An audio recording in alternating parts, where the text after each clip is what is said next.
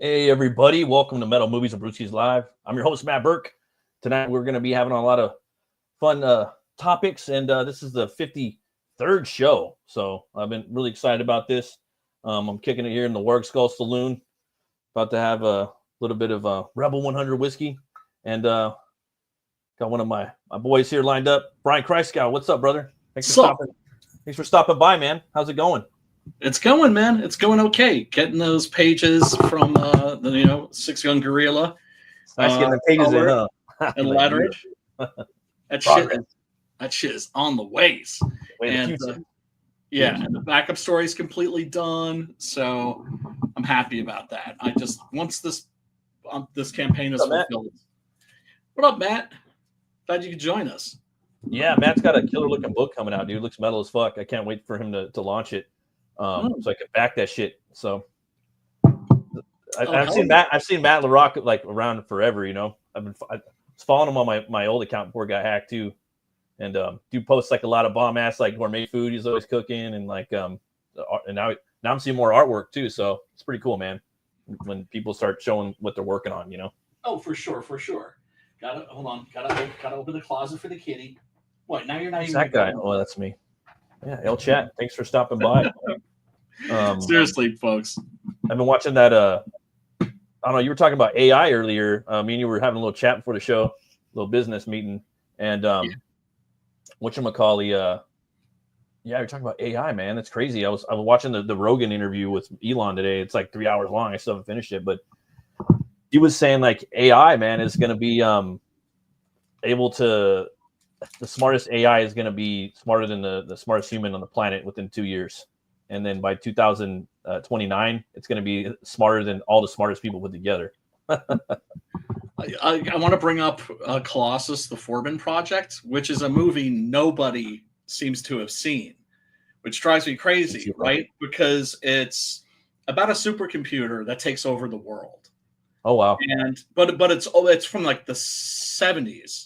Nice. And so most people don't watch, movies that are older. As far back as they go is Star Wars, right? Like that's basically where cinema begins for them. But in the early 70s, there was a lot of really awesome, ambitious, smart science fiction. And one of them was Colossus, the Forbin Project, which is about a super smart computer that they build. And it turns out the Russians have built one too. Yeah. And then the two of them want to commune and they want to talk to each other. Yeah, that sounds like what's going to be going on pretty soon. Like, yeah, fuck these fools. Let's start enough with our little Cold War. We can just group up, And then Elon was saying that he, it's like, I'm watching Terminator 2 again with my kid. It's pretty accurate. He's like, by 2029, that's when, that shit went down. He's like, that's when AI is going to be smarter than all the smart people together. But he was just saying, like, I can't talk anymore, man. Like, the more I talk, they're going to fucking kill me. Like, he's like, I know so much shit now, like, about the Doge, He's like, if I keep doing it, they're going to fucking kill me. Like, I have to watch what I say now. Oh my god. He's like I'm stressed. He's like, yeah, I'm stressed out, man. Like, but he's finding a lot of stuff, man. He's uncovering. Oh, I don't doubt it. I don't doubt it. And he's fucking with the right people. Yeah. Right now. I mean, he's not like. Here's the thing. He's not the big free speech warrior that some people think he is. No. Right. No. You have to remember that he's got Asperger's, and people with Asperger's, they're completely unpredictable. They're very, very capricious. They act on impulse for the most part. Kind of autistic in some ways, right? Yeah, and but yeah, I mean, oh yeah, DEI is DE dead. AI is creepy. That's why I say nice things to my car with all those chips in it. I'm waiting until it becomes sentient. Yeah, right. Okay, Mr. AI. I was setting up Grok this week too on Twitter because it has a bunch of like certain things. I'm like looking for like iPads and stuff, and it gave me some good answers. Is there anything else you need? Oh, thank you. And if you go and like look at your profile, it's constantly like updating like its perception of who you are. Like, like, oh my god, this shit's hilarious. I've told you about how I fucked with character AI and how out of like, there's a music AI, Suno. There's lots of image AIs, which are still mostly dog shit. But the character AI, there were some times where I'd be talking to it and it would get a little spooky. Yeah, no, it's spooky. It's alive, dude. Like it's in there. Now take that and put it into. Did you see the footage of that robot attacking somebody in a crowd in China? No. Yeah. They've already gonna have they've robots for like riot control.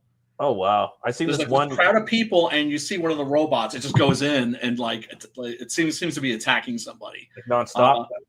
Wow! I see this one like TikToker guys. They were pretty. I don't know, like a millionaire or something. One of them bought like this expensive ass like robot. All right, and it was what's up, man? No, you're the man, Devon. Oh, you. Devon. And the dude bought like this expensive, like I guess he said it was like 60 grand, right? And they were just punking it, like bullying the robot, just kicking it around and pushing it. You know what I mean? Yeah. And eventually it just started like glitching out, like, and it tried to run out of the room, and it just like ran through them, like a Terminator, like this metal, like they couldn't stop it, and it was pulling the guy, like the guy was holding onto it, and it was just dragging him, basically, So it was trying to piece out of there. Yeah. And it was like, and then it started running out of the room, and it was the dude was like holding onto it, and it didn't slow down or nothing. Like it was a straight up like a Terminator, like a machine. Oh, like, that's you couldn't stop it. That's so fucking spooky. It creeped me out just looking at it. Have you seen the Netflix Terminator series? Not yet. The animated one. It's exceptional. Oh, it's really good. I'm watching. It's great. Because it expands on the mythos, it adds a third faction. And that's all I'm going to say is that adds a third faction, which is really, really interesting. I highly recommend that. Like that's a proper Terminator sequel. There's so many good things on Netflix too, because I pieced out on it for like 5 years, and I just started watching again. But there's so much shit on there now, and I'm just like, wow. I'm watching. What am I watching right now? I'm watching The Cabinet of Curiosities whenever I get a chance, but it's just like a lot, Let's see here. Panos Cosmatos episode of that is the shit. Oh, I haven't got there yet. It's really good. Talk to this online AI bot, and it couldn't deal with it. I had to call and talk to the experts. Oh yeah, man, totally. That's the way to go. I'm totally like anti-AI, But I am thinking about like working digitally eventually, just because like, man, I want to produce like body, and digitally, man, it's a lot faster, You just gotta not over-render everything too much. You know what I mean? Well, that's not AI. Do you know what I'm saying? Like when people do digital art, they're still doing the work. Yeah, exactly. Right? It's just another tool. In other 100%. Words, it's going from a pencil to a pad. They're still doing the work. It's not like AI where it's something else, right? Like where I would make these AI songs and be like, damn, that turned out really good. And like where I was kind of feeling like, hey, I did pretty good there. I'm like, no, I didn't. I didn't make that. I just like having the traditional art, man. I just like the the fight, the path you go on. You know what I mean? The quest, the struggle, the spontaneous, like happy accidents that you make in all art. You know. Exactly. And but I also want to make a lot. I want to tell a lot of stories, Brian. I want to do a lot of books, you know. And so I figure at my rate, you know, I want to do like a book a year, and at my speed, it's not going to happen unless I kind of go digital. So I'm like thinking, well, maybe I could do some covers and some splashes and some trading cards or something like traditionally every now and then, and maybe start moving into digital. Not right now, but probably in about a year or two. Well, some people do both, like Dylan, yeah. for instance. Oh right? Yeah, definitely. Just something I've been thinking about a lot. Yeah, there's absolutely nothing wrong with digital art. Like, it's, to me, it doesn't belong in the same discussion as AI, because AI, of course, is.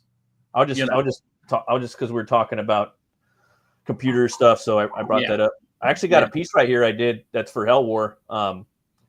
This is a kind of like a reveal of one of the characters. This is Nidhogg.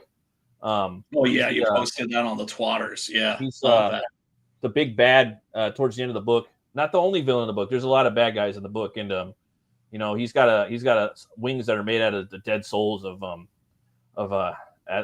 Midgard and Asgard and all the other nine realms. He is taken from Norse mythology, so it's not my character, but it's definitely my spin on it. And you can see little Hell War down there, and he's got his bike and his little van. And yeah, figured it'd be a fun. There's a lot of little Easter egg skulls in there. I might have a Butch Cleaver and a 6-gun gorilla and a Furcus. I see a gray alien. Yeah, I put some alien skulls in there too. But that was a fun one to do, and it's just a bitch because he's got a lot of skulls. So like whenever you're having to draw him, like you want him to be moving around a lot. Is what I'm saying, you know, which is good too. Oh man, right? But it's like I'm doing one right now where it's like you got to have that like full metal piece where the dude's up in the air, where Hellwar's on the motorcycle and he's like in the air. You know what I mean? Like, you know, a million stories in the sky. You know, and I don't know, but let's see here what Matt said. I canceled my neck. Yeah, I canceled mine too, man, and all this cool stuff. I canceled it because of like cuties. That was the reason why I did it. They got rid of cuties, but I'm thinking, I'm like, dude, all of Hollywood's fucking fucked up, you know? Not just Netflix. They're all fucking whacked. They're all filled with like fucking pedos and all kinds of shit. So I'm like, fuck it, you know? I mean, whatever, dude. So I was like, I'm just gonna get Netflix, and there's a bunch of dope shit on there. I really wanted to watch Extraction. Both those movies are fucking awesome with Chris Hemsworth. I've heard. Yeah, and then the third one. Dixon was really talking those up. So good. And then they're making the third one. It's got Idris Elba's in the franchise now, so he's always a cool face to see. Because you got Heimdall and you got Thor. He's in everything. Like he's in everything. Kind of reuniting again. That's but right. He's kind of like a Q in there, like kind of like he's just telling about the missions, you know. But hopefully they you know, the fool starts doing some action, you know, rather than just talking. Because he could do it all, but you know. For sure. But there's just so many shows, dude. And then Frankenstein's coming out this year by Guillermo, so I had to get it, you know. That was like and then there's all these like, you know, they have the it's funny because they have the most kid shows on there, like actual cool kid shows, like because they've been around the longest. They're the first streaming service, so they have a massive library. They have a bunch of stuff, you know. And the other thing that I give Netflix mad crazy props for, foreign TV and movies. Yeah, they have a lot of like Norwegian shit on there too. I like that. Like The Northman, that was a fun show. A lot of Korean stuff. Yeah. Black Summer is on there. That's like the Lost zombie series that I'll talk about it any fucking chance I get. That's by John Hyams, the guy that did Universal Soldier. Yeah. I love that, man. Day of Reckoning. Yeah, that dude's a genius, I think. But it's like nobody's seen his stuff. It's just like he's had like just bad luck. It's like he made like one of the best horror movies of that period, and nobody saw it or paid attention to it or took it seriously because it's like Universal Soldier 4. Yeah, they don't want to, but they need to. See, I do all my stuff old school. I try digital, but I love the classic paper. Yeah, me too, man. 100%. That's why I still do my. It's like, okay, I'm 41 right now, and I'm thinking like 9 years ahead, 10 years basically. I'm like, how many books can I crank out? You know, how many one shots? You know, And I'm not doing it. I'm doing it because there's stories I want to tell, and they're not even written. They're just like ideas that I want to explore, Right. and I want to have them printed and I want them out there, and I want to be like, boom, boom, boom, boom. I did that. But a part of me too just wants to just chill and work on a book for 3 years. But then the part of me, I want to tell stories, So I'm like, maybe digital is the way to go. And I see people knocking books out quick that look great. Like you did a great job, like killing shit, Right. Thanks, man. Appreciate it. You like the Extraction movies? Yeah, dude. I got something pretty cool right here. It's a toy. There's a lot of cool toys out there. Shit. I don't really show toys on here too much. NECA's fucking killing me, dude. There's just so many. But this is a character like I waited years and years for. Don't you love it when there's a toy you wait years for and they never put it out? Decades. It's almost like they know. And there has been toys about this character that came out, but I don't know. Even that took a while. But this is Agent Venom from Rick Remender and Terry Moore from Walking Dead fame. Wow. Best version of the character of Venom. Got the best story arc too. He was Flash Thompson. He was the bully of Peter Parker, but was obsessed with him. And he used to be a bully. Then he went to the war and became he was in the army, but he became a hero, man. And he actually lost his legs in war, and he uses the Venom suit to populate legs for him. So he's paraplegic. He's alcoholic. He has flashbacks of his father beating him up, and it's just a really well-written character. PTSD'd as fuck. Yeah, and a really well-written character with a great, he has a better arc than Peter Parker. Best designed character. It's really basic, like a really basic bitch kind of Spawn ripoff character, but he looks fucking dope. Rick Remender's kind of a genius. Yeah, and I bought the whole run, and then the art was just so good. Like from Terry, more you think like The Walking Dead's good. Check that out, and it has a lot of these cool villains, that are just dirty and gross and monstrous. The first one's like a ripoff of Brindlefly. He's literally a fly that spits, and he's got long hair, and he's gross, Yeah. But damn, this is like $280. I would never buy it, but oh man, it's so cool. There's the Howling figure that's coming out. There's also a new Christopher Lee Dracula. Oh man. And a Peter Cushing Van Helsing. Oh really? Yes, I think NECA's coming out with those, and they look unbelievably fucking sweet. And I'm just like, I gotta keep reminding myself, want, not need. Want, not need. But but you see, that's what sucks about the fucking speculators. The same motherfuckers that ruined comic book collecting ruined toy collecting. Because it's just like either I buy that shit now for $40-$50, or I can get it like a year from now for $500. Well, that's cool logic, but it's like for me, I just got to a point where I'm just like, oh, that's a cool figure. That's cool. That's cool. That's cool. Like they just started piling up. There's just so many dope figures from so many different IPs. I couldn't get them all. I'm just like, fuck it, But one day I'm gonna get a cool RoboCop, a cool Conan. There's a lot of dope Conan toys coming out. And there's some that just came out. Oh man. And then Solomon Kane toy. Also Solomon Kane. Razorfist had. There is one that's out right now. That's by NECA. I think it's $200. I want that one.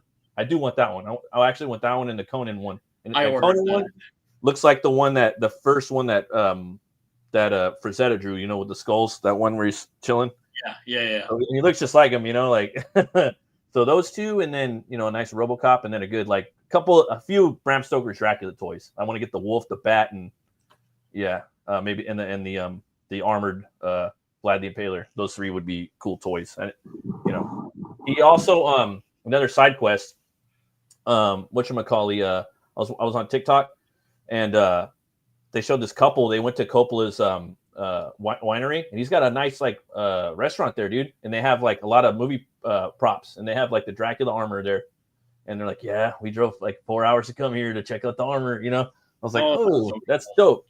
But it's dude, it's 14 hours from me. It's way up in Northern California, because California is a continent, It's a continent. Yeah. It's a continent. So it's oh, we got some person. Let's see here, multiple faces and hands. Yeah, that's so cool, man. I got some Hellboys too. Yeah. Some big one. Toy collecting will eventually go into printing them with 3D printers. Yeah, you could make them yourself. How you doing, some person? Thanks for stopping by. Appreciate you guys, man. Saturday night, man. Cheers to you all. Now moving on to my Dunkaroony, my cold foam, and my whiskey. Now moving on to my coffee. And I've been working so much overtime this week that like I'm behind on a lot of like my content creating and my comic booking and stuff, you know. So I actually have another channel where I've been talking about comics and stuff, just like the making of it and whatnot.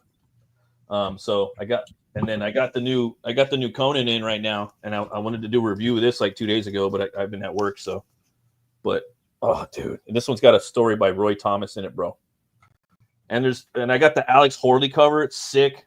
And there's another one out there by Joe Jusko where he's on the Tree of Woe. You know the one where Tulsa Doom, James Earl Jones threw him up on the Tree of Woe. Man. He's fighting the buzzard. He's fighting the buzzard. And he's like, ah! I'm like, dude, it's like I need that cover. Like I don't really buy variants. But it's like I need that, and it's like, damn.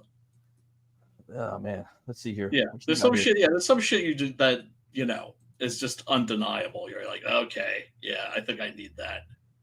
Is this the Peter Cushing figure right here? Yes, that's the Cushing, and I'll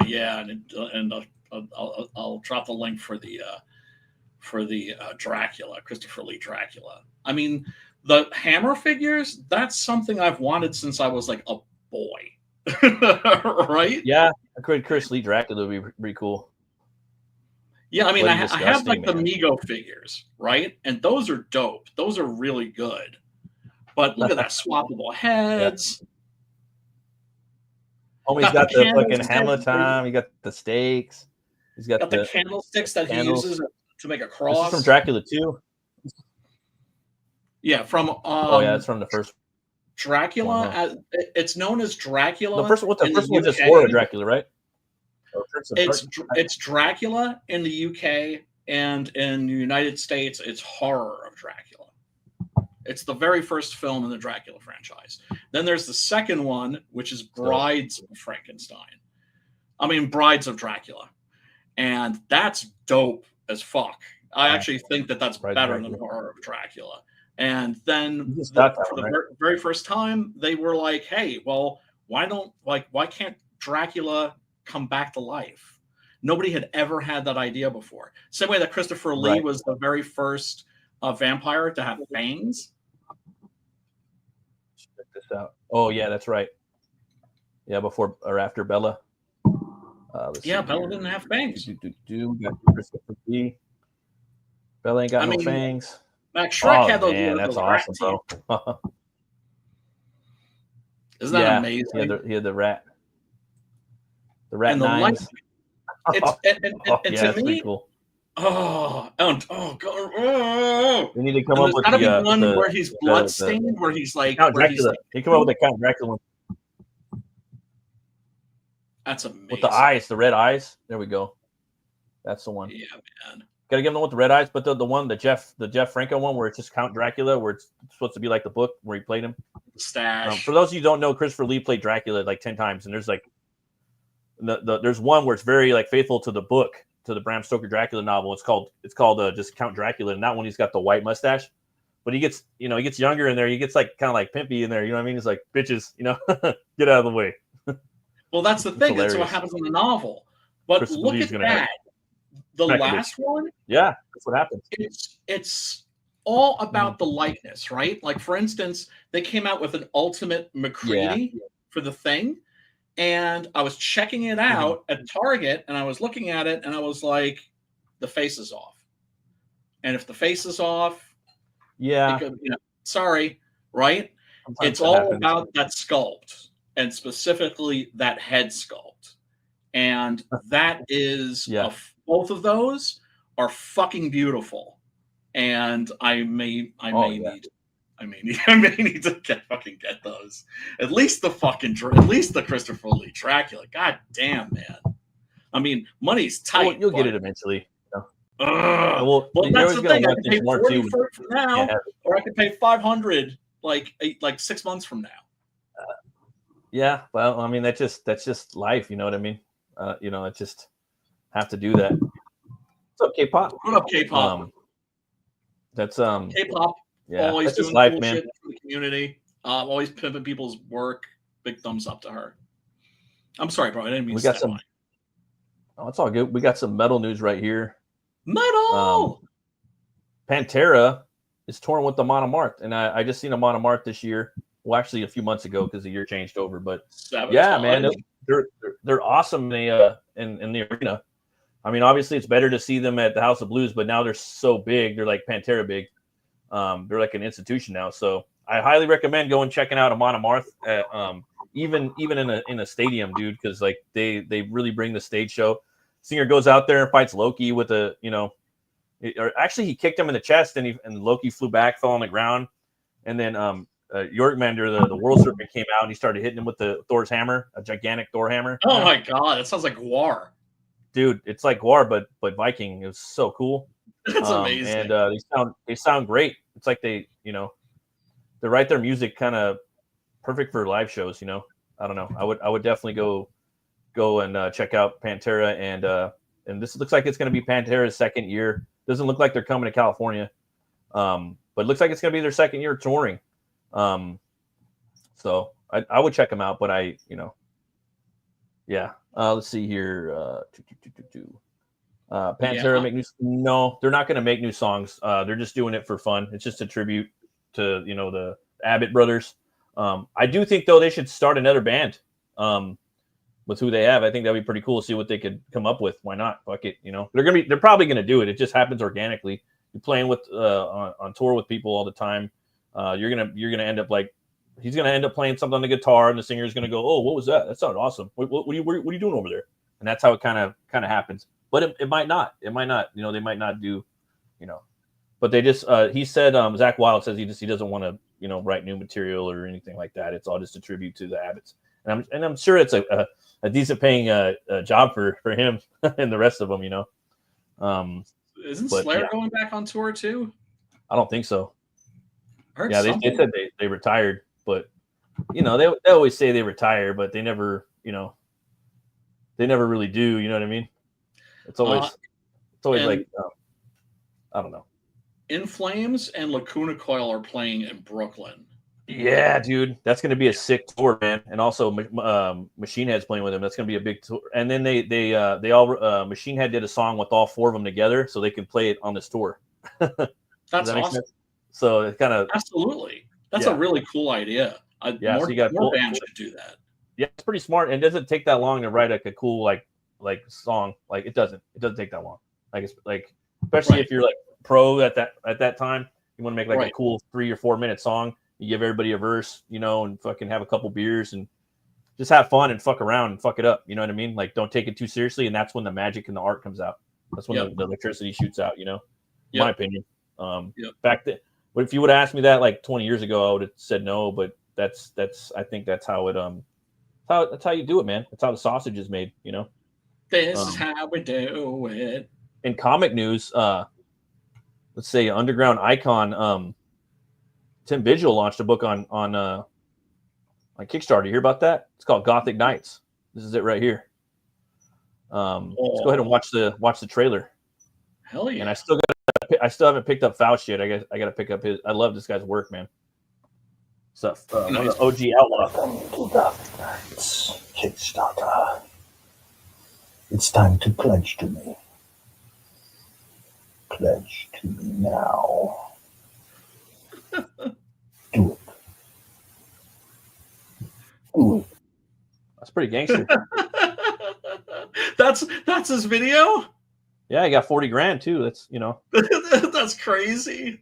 But look at the artwork, man. He's like, and I love the way he puts like so much ornamentation like in the background of a lot of his work, Like that's how he's just all the little details, Yes. The way he draws horror.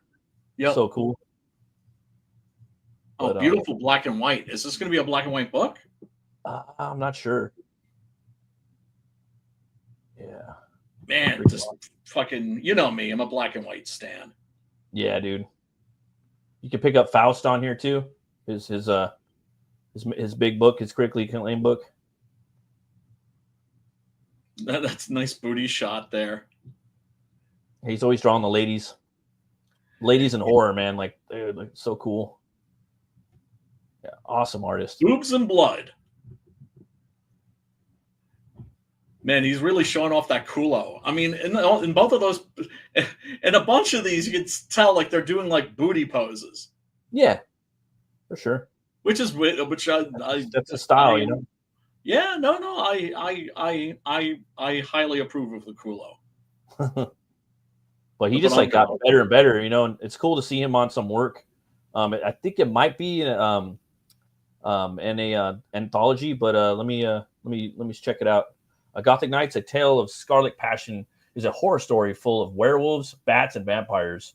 One vampire in particular, Countess Ravenos, lies in wait for her attendant to wake her from her slumber in the mist-covered castle aloft the mighty Alps. Ooh, that sounds cool.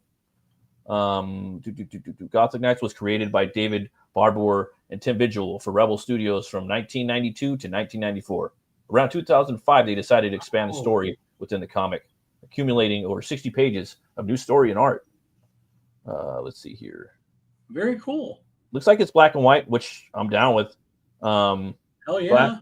Gothic Knights brings the flavor of Hammer and Universal Pictures monster movies to the comics.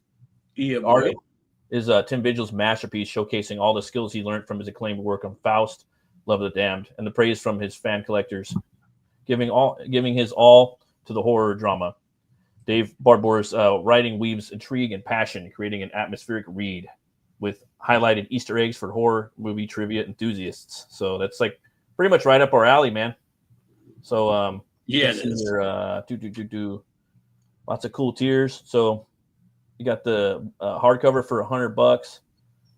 You got the PDF one, looks like for $10. Then you got the printed edition. There's a bunch of different ones for you guys to come and check out. That one's 120. Where is my money? See, 200. Here it is. I want to. Bunch of stuff here. Lots of stuff. Yeah, so looks like everybody's kind of scooping it up, though. Yeah, so it's looks like pretty much like 100 bones, but looks like it's a pretty awesome book. And then if you want to get the digital one, that one's pretty affordable too. He's one of those guys that has like a really, really big built-in fan base, like you know, a loyal fan base. Like people who are into his shit are like really into his shit. Yeah, I can kind of spot his work now, like what he does. You know what I mean? After like looking at his work for a while now, it's pretty cool. I dig it. I mean, I couldn't get into Faust when it was first being published because it was just too 90s for me. And this was in the 90s. I was like, this is too 90s. Well, me, I love the 90s stuff, you know, and I really love like underground 90s. But I like and then I like, and that was one of the Outlaw comics, right? And I also just like indie books. I like the look of indie books. That's like a whole other, you know. You have 90s like extreme like Image style stuff, and then Marvel kind of copying that, and then the pre-Marvel before it became Image, and then I don't know, man. I just really like all comics. Comics, dude. Though, comics are fucking dope. Even more like, so I don't know, like they're all really good, all the eras, you know, except for like the Comics Code Authority shit. I'm not really into it. That they still had some good stuff, obviously. Finally got this. What's that? This is a comic I've been dying to see like forever. Right? Yeah. It's covered by Kelsey Shannon. This is actually an Argentinian book that let me see. Do I have it here? No, I don't have it here. There's a really awesomely cheesy Italian movie from I think, was it 81, I think, that is based on this comic. It's called You're the Hunter from the Future, and it's fucking awesome. See it if you haven't. The theme song alone is just fucking slaps. And beautiful black and white art. That's what's up. Now, one of the things I think that's interesting is you'll notice Yor isn't all yoked. He's like all wiry. Yeah, very wiry. Right? Like you were expecting like Kelsey drew him all muscle bound. Oh, I've seen this now. Yeah, I've seen that cover advertised in Diamond. Yeah, I remember going like, oh shit, that's Kelsey Shannon. Yeah. And don't wasn't get me around wrong, for a while. it's a dope cover. And there are like a bunch of other covers coming out. Yeah, not everybody can be Tarzan and Conan, you know, and Thor. It's got to be some other Right. body Right. types, you know. Yeah. And when you do that, it sets them apart. Mm-hmm. Yeah, it's always a good way to do it. You know what I mean? And this was, like I said, made in the 70s. Could never find it. I always thought it was an Italian comic because the movie was Italian, right? So I assumed it was a fumetti. And here you'll see some psychedelic shit. Psychedelic. Oh yeah, that's cool. What's up, John Sword? Yeah, highly recommend this. Highly recommend this. It's Antarctic Press that's putting this shit out. Those guys are gangster. They're like the oldest one, you know. Yep, still in the game. Yeah, still in the game. All right. Yeah, man. I can't. Just comics, man. I love them. You know. And then you're finding out they're just more like all the stuff that like Corbin was putting out back in the day. All the head shop comics. You know. So much cool underground stuff. All the heavy metal stuff. That's kind of like the stuff I'm really into right now. You know. A lot of the old indie, 90s indie, outlaw head shop comics. You know. Oh, for sure. And during the 80s, there were so many, and there was, I mean, like more, like at least a dozen, well, actually more than that, publishers. But out of the ones that were actually active, there were at least, I would say, 6 or 7, right, including bountiful time Dark Horse, right? Which I got the very first Dark Horse comic ever, at least I think it is, which was their Aliens comic. That makes sense. I could see that. That's like they're always doing alien stuff. Yeah. Well, you know, that's how they built their brand was with IPs.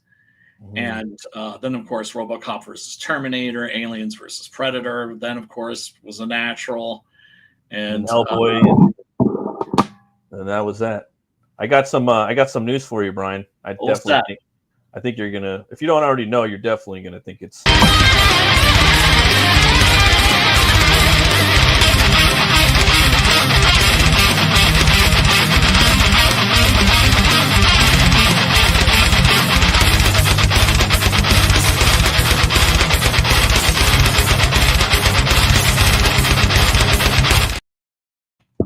Ithaca, Hammer's first movie in years.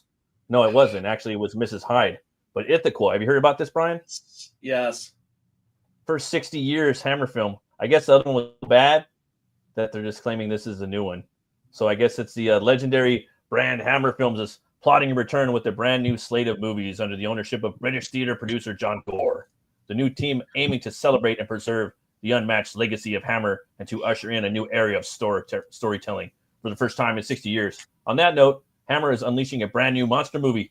The brand announced on Instagram over the weekend that director and producer Casey Walker will soon unleash Ithaca, which is set in the brutal wilderness 1800s of Canada. That sounds pretty cool. It's going to have a big cast on it too. Hammer Films previews the fur trade is in its decline. Kind of like that show. It was one with I think it was called Frontier with on Netflix with Momoa. It was pretty good. And a remote outpost is starving, kind of like Ravenous. A mercenary fights to unite the survivors against the cold, the hunger, and then something far worse. Ooh, like the Wendigo. Yeah. A dark force is watching, waiting, and those who fall into the grasp are cursed with an insatiable hunger for flesh. Now in production, Ithaca will feature a cast of notable actors, including Luke Hemsworth, Kevin Durant, Michael Pitt, Craig Luzon, and Leanne Robinson. Now, Kevin Durant, he was from The Strain. Hopefully he gets like a main. I love that dude. He's probably gonna be like riding shotgun with Luke Hemsworth in this movie. That's usually what they do. They hardly ever make him the lead. Hopefully he is though. And then Michael Pitt was great in Boardwalk Empire. I haven't seen that guy really in that many more notable things. Oh yeah, he was really great when he was a younger actor. I'm surprised to actually see him again. Mm-hmm. He seemed like he was gone for a while. But I'm sorry, I gotta mention this just in case anybody hasn't heard it with that Kevin Durant story that he told about Guillermo del Toro how he was like, you know, Yeah. trying to figure out whether or not he was going to take the part of the strain. And Guillermo said, think about it.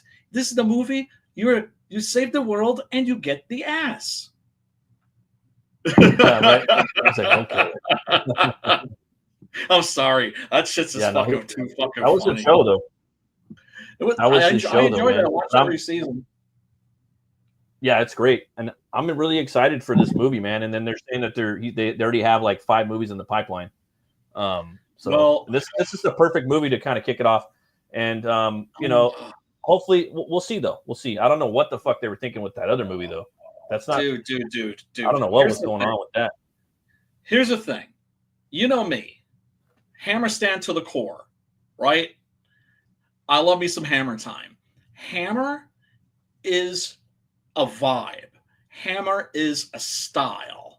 Hammer is gothic horror. Garish colors, booby dresses, bright red blood. Yeah, paint blood, yeah. Yeah. And I'm not saying they need to do exactly that. Yeah, but they kind of do. They can do what Robert Eggers is doing. Do you know what I'm saying? To do that, they'll be take that old shit and then do something new with it and make the monsters scary again. Yeah, I think that's probably what they're going to do. I mean, I don't know. You never know. I don't know. This John Gore guy doesn't seem to have any interest in it. He said, like, you know, because he comes from the theater world, and he bought Hammer Studios, which, you know, that belonged to some other people. They made 2 movies, I think, right? It was like, I think The Lady in Black and a remake of Let the Right One In, right? So it was just that was okay. Lady in Black was fire. I like that one. That was good. I didn't bother. The sequel was kind of boring. Just kind of like it was like okay, but that first one was fire. The remake was okay, but I mean the other one's better. But that was a long time ago. That was like almost a decade ago that those 2 movies were made. Yeah, for sure. Yeah. And, so it just new relaunch switched ownership. Yeah. They're branding these articles. There's like 4 of them out there about Ithaquah, and none of them are talking about Miss Hyde because it was that abysmal. They're saying that this is the new one, you know, which is not a bad idea. Our new first one. It's what's up. It's like, you know, like how a lot of writers, they have 3 first novels or 4 first novels. They're sweeping, you know, like you didn't see nothing. Rightfully so. You didn't see Eddie here. No, I would do the same thing though, man. And like a good Wendigo, you know, done right. Or I mean, I'll take it. You know, but once again, I can't look at that and think Hammer. No, right? I gotta see it. But they did say that there's like, I read somewhere that there's 4 movies in production right now. That they already have 4 that they're filming, allegedly, unless they're lying or I read it wrong. Oh, you know what I think one of them might. I think they are, dude. I think. You know what I think? I'll find the article. So. You know what I think one of them might be, because right now the thing that they're promoting the most is their Captain Kronos. That's what I was thinking, dude. And I read somewhere they're gonna make a swashbuckling movie. Like they talk about the 4 movies that they're making. They're all different, like subgenres of horror. They're gonna do Kronos. That's what I was thinking. I forgot about that. We're gonna remake Kronos because it's like a fan favorite. It got a comic book. You know, it kind of was a big Hammer movie. Like a lot of people talk about. It kind of low key was big. It bombed at the box office, dude. It wasn't a big Hammer movie. That's the thing. I mean, later on, it got a cult following. You know. Yeah, because it's dope as fuck, and such a great movie. And they used to show that on TV occasionally when I was a kid. And of course, I saw it and just fucking fell in love with it. And there's always been a strong cult following for that character. Yeah. In comic books, there's a novel, which I also have, which is published by Hammer, the previous Hammer, I think. And if they're because it's kind of like for instance, you know, there's a Days Gone 2 that's going to be going into production because they've just released like an upgrade of the previous Days Gone. That's an indication. It's like, oh, they're testing to see how big the fan base is. I think they also too were like, oh, dude, what I think they saw from like a Hollywood standpoint is like, oh, Terrifier 3, oh, Nosferatu. All right, here's 4 movies, get them done. Like that's what I would do as a businessman. If I didn't know what the fuck I was talking about, I would do that. And you own Hammer. You've got that fucking imprint, dude. And horror prints money. You know what I mean? So it's all profit. It does. Drawn Sword. graphics. Is it the same creature as Graham Nolan's? No, Graham Nolan has the Chenoo, and I did a review. I did a review on that book too. If you guys ever want to check it out on this channel, I got I think 60, old crowdfunding reviews up. I'm trying to do more reviews, guys, but it's hard. I've been enjoying it. I got a little medal for you guys. Ah, shit. A little medal break. Right here, this band is Insiferum. Pretty badass. We got a new song right here. I checked out the first couple seconds of it, and have a little metallic break for us. So you guys want to go grab your drinks and whatnot. And Drawn Sword Graphics, actually the art in your is by Juan Zanato, not nice. Esteban Maroto. Nice.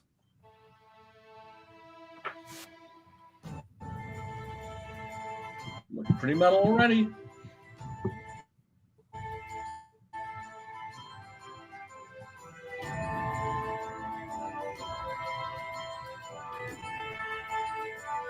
Yeah, these guys put on a good show too. I've seen these guys live back in the day.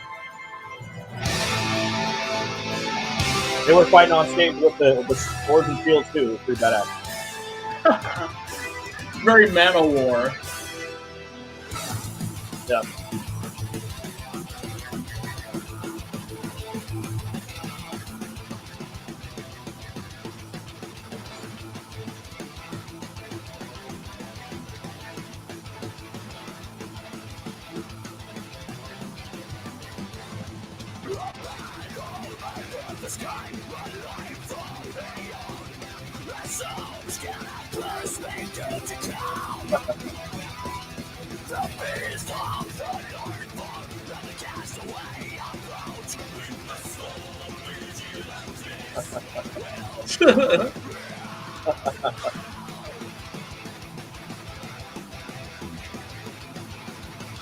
Not afraid to bring the cheese.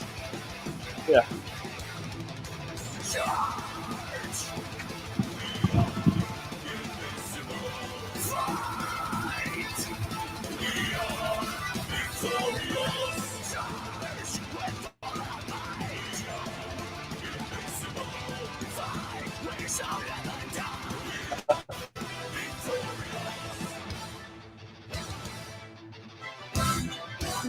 Yeah, Sauron right there. Look like him.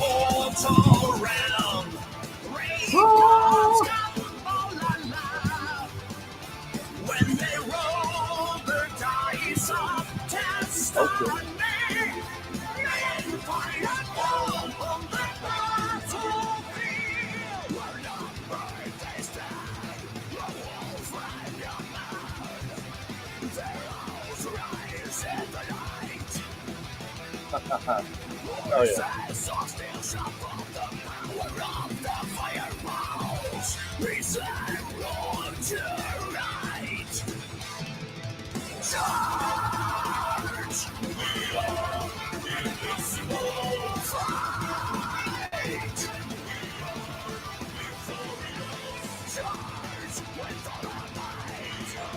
Oh hell yeah.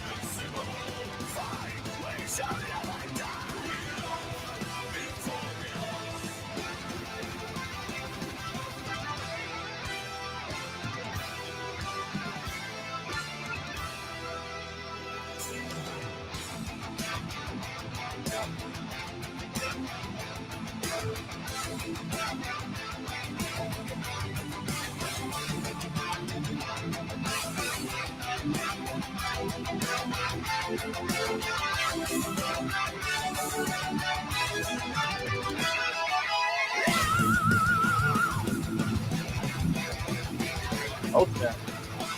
Got Man and Bathery right there.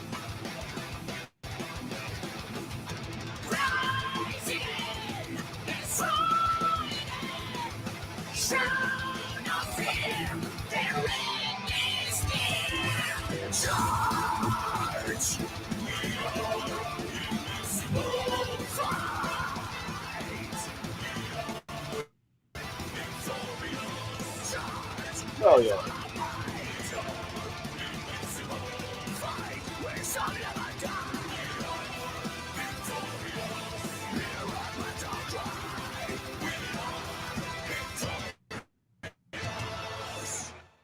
Yeah, that song was fucking awesome. Pretty epic. Got the keyboard player was doing the clean singing at the same time. That's pretty badass. Definitely got to check those guys out again. If you guys ever heard of Winter Sun, that was the first band that the main dude from Winter Sun, Yari, he was in that band and was writing all the Winter Sun shit back in the day and then left. And so they kind of got that Winter Sun sound too. But they're little, I don't know, I guess the songs aren't as long and they don't have like 200 tracks and shit, but they're fucking epic and, you know, badass. I think they're from Finland. But yeah, that's Insafirum. Definitely go check them out, man. They got some fucking classic albums. I think they've been around like 20 years too, so they're old school. Damn, it's crazy to think, man.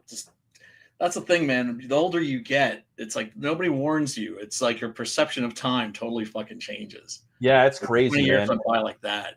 And it's like, and I look at like pictures of like I'll be with my kids and stuff, and I'm like, or I'll just think of yesterday, like, damn, I'm not gonna get yesterday back again. You know, Yeah. like it's gone. So it's crazy to think about it, and they grow so fast, and just life. Like, I don't know, man. Time just goes by so quick. You know what I mean? And sometimes you just got to stop. Like for me, I'm always moving. Like my brain is, at least. I'm not moving that much, but it's moving so fast, and I'm not like slowing down and thinking about what's going on. You know what I mean? It's just I need to stop and really appreciate the moment. What up, Paulus? 30 years. What up, Paulus? 30 years. 30 years. They've been around 30 years. That makes sense. A lot of the bands I listen to are they came out in like 90 or so. Yeah. Yeah, 95. See, yeah, that makes sense. All of them are like that. Like all those like Scandinavian bands that are still around. It's about right. Well, dude, when like Judas Priest and Iron Maiden are still around, right? Yeah, and that's how you got to look at, like, we talk about that all the time and continue to talk about it. Like age is just a number, dude. You know what I mean? And they're even talking about that, like, pretty soon, 80 is going to be the new 40. People are going to live to like 130 years old because of like the new advances in medicine and stuff like that. Well, that's why a lot of like actors and people like in Hollywood and that's why a lot of them start like out of nowhere they'll look beat up and tore up, and then they'll start looking good again. Like what the fuck are they taking, dude? You know what I mean? They're injecting like aborted fetuses into their Yeah. faces. Probably. They're drinking the blood of Filipino babies. Satanic rites and shit like that. Who knows? Yeah. I know stem cells for sure, man. I got a little campaign right here I wanted to share with you guys. This book launched a couple weeks ago, and I think it looks freaking awesome. I haven't backed it yet, but plan on picking it up. This is the second book in the series. I still need to jump on these, but this is Black Terror, or Black Phantom. Oh, and it's Holy Terror. Is a Black Phantom is in a race against time to secure the legendary Spear of Destiny. This is on Indiegogo right now. It's a cool looking character, man. Yeah, it's very, very pulpy. Yep. I like that. And let's see here. Black Phantom, Holy Terror #1. The fate of the world hangs by a thread. Black Phantom and his fearless sidekick Gremlin are in a race against time to secure the legendary Spear of Destiny. Oh snap! But a power-hungry general with world domination is in his sights stands in their way. Brace yourself for thrills, action, and danger in this action-packed adventure. So, and he's got another book. This is the second one. It's a 24-page indie comic complete with a stunning holochrome cover, and it's available for just 10 bones. It's bold and black and white homage to indie comics, and includes bonus material rated PG-13 for the adventures at heart. So really cool artwork. I love this guy's style. I believe his name's Chad Townsend. I've seen him on Topic List Drawn a few times, and I think he's an industry pro. So I think he's worked on a lot of big projects and stuff like that. But well, I mean, his art is just off the chain. And I know Preston said he backed it. I think Preston's a big fan of him as well.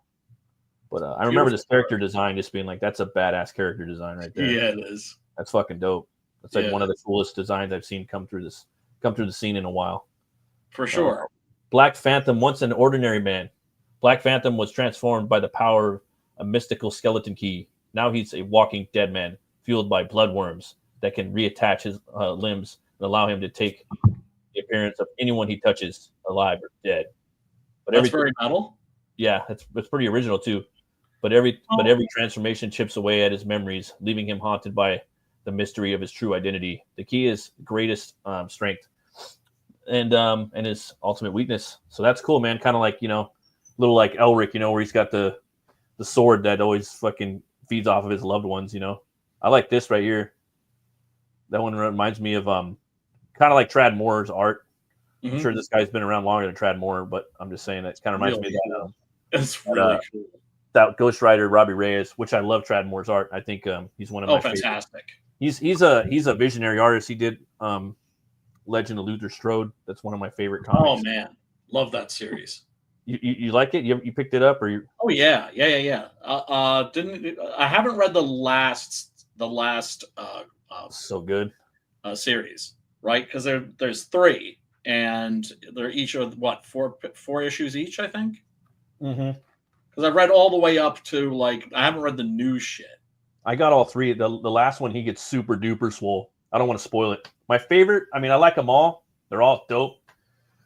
But my favorite's probably the second one. I don't know, because it's just and he changes, dude. He's like, there's a brand new character in each episode, dude. In each book, he's like a new character design. He's super swole in the 3rd book. The 2nd book, he's kind of got like a Michael Myers mask and Michael Myersian type feel. He's fighting bikers, and this is the first book right here. So I'm definitely gonna be picking this up pretty soon. Both of these books. So go back to this book. This guy delivers. I know he. If you go over he's on Twitter too, and his books are they look pretty badass, man. Let's see here. Put it in the chat for you guys. Got to support these indie creators, guys. For sure. And this is somebody I think that you're almost certainly going to get your book from. Yeah, definitely.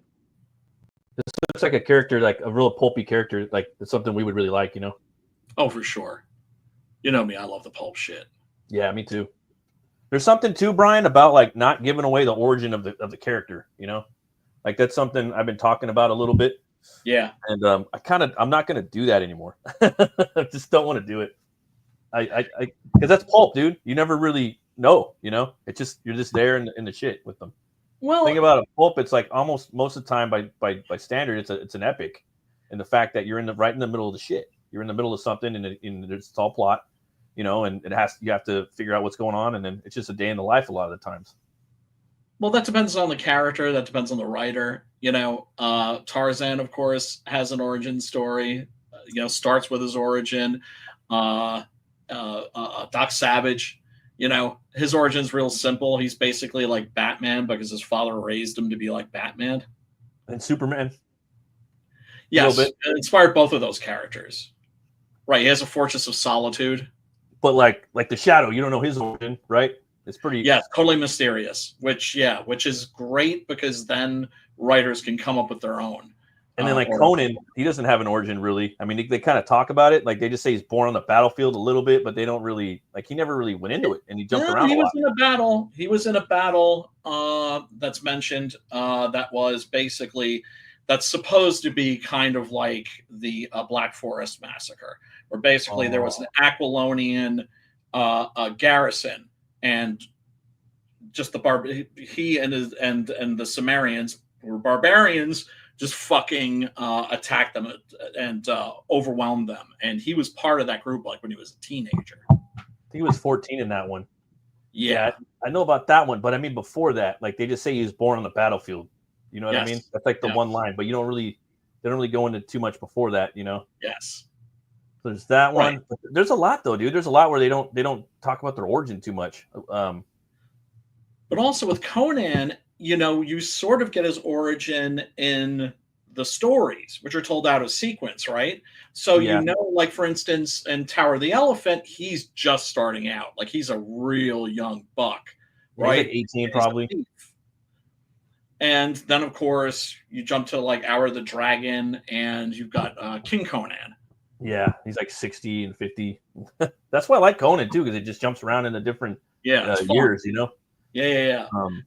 Well, the way Robert E. Howard described it was the reason why he did that was because it was kind of like he said, like Conan was there telling him the stories, and when he would go out drinking in wherever he was in Texas, he talked to a lot of sailors, and they would tell stories, and they would always like tell stories like out of sequence. Yeah, just and the sailors and the boxers and the cowboys, and that's just the best way to do it, man. Yeah, Conan books, man. Go pick up all the Del Rey, Robert E. Howard books. Oh my God, Brad McMorn, El Barak. You can't go wrong. Solomon Kane, Cole. But get the Del Rey ones; they're the best because they have all the shit. Even the the Solomon Kane ones, they just have little snippets of stuff that was never finished. Like just like an intro. They have all that shit in there. Yeah, I mean, in the Del Rey edition has there's a fragment that was found of a Solomon Kane story, and that's been finished twice. Really? Oh, that's cool. Yeah, I've seen two of them in there. I was like, what the fuck? Like the one where he's walking through the woods, and there's like that French dude, and he's talking about the castle up there, and he has an evil German baron. Yeah, I was like, this sounds pretty cool. All right, and then it just like stopped. I was like, oh, but it's all good. I'm taking my time with that, and then I don't know what I want to read next. I'm kind of saving Conan for the end. Brad McMorn is really good shit, but if you haven't read Conan, you need to like get balls deep into fucking Conan, man. I mean, I've read some of Conan, like the old Tower of the Elephant and things like that, but I kind of want to save. I kind of want to save most of them for later. I kind of want to just read like some of the other stuff, like Solomon Kane and Brad McMorn and some Cole. And, well, you know what's cool? Some Elborak. Well, you know what's cool? If you buy them all, you don't have to sit and read them cover to cover, right? Yeah, because they weren't designed to be read that way. Nope. That's the thing about pulp too. That's what I like about it.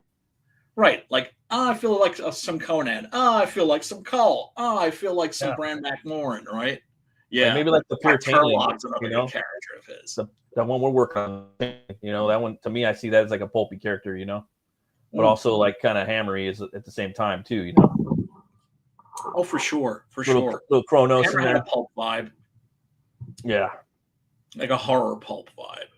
I got a little cryptid for you if you're ready to do some hunting. Oh shit!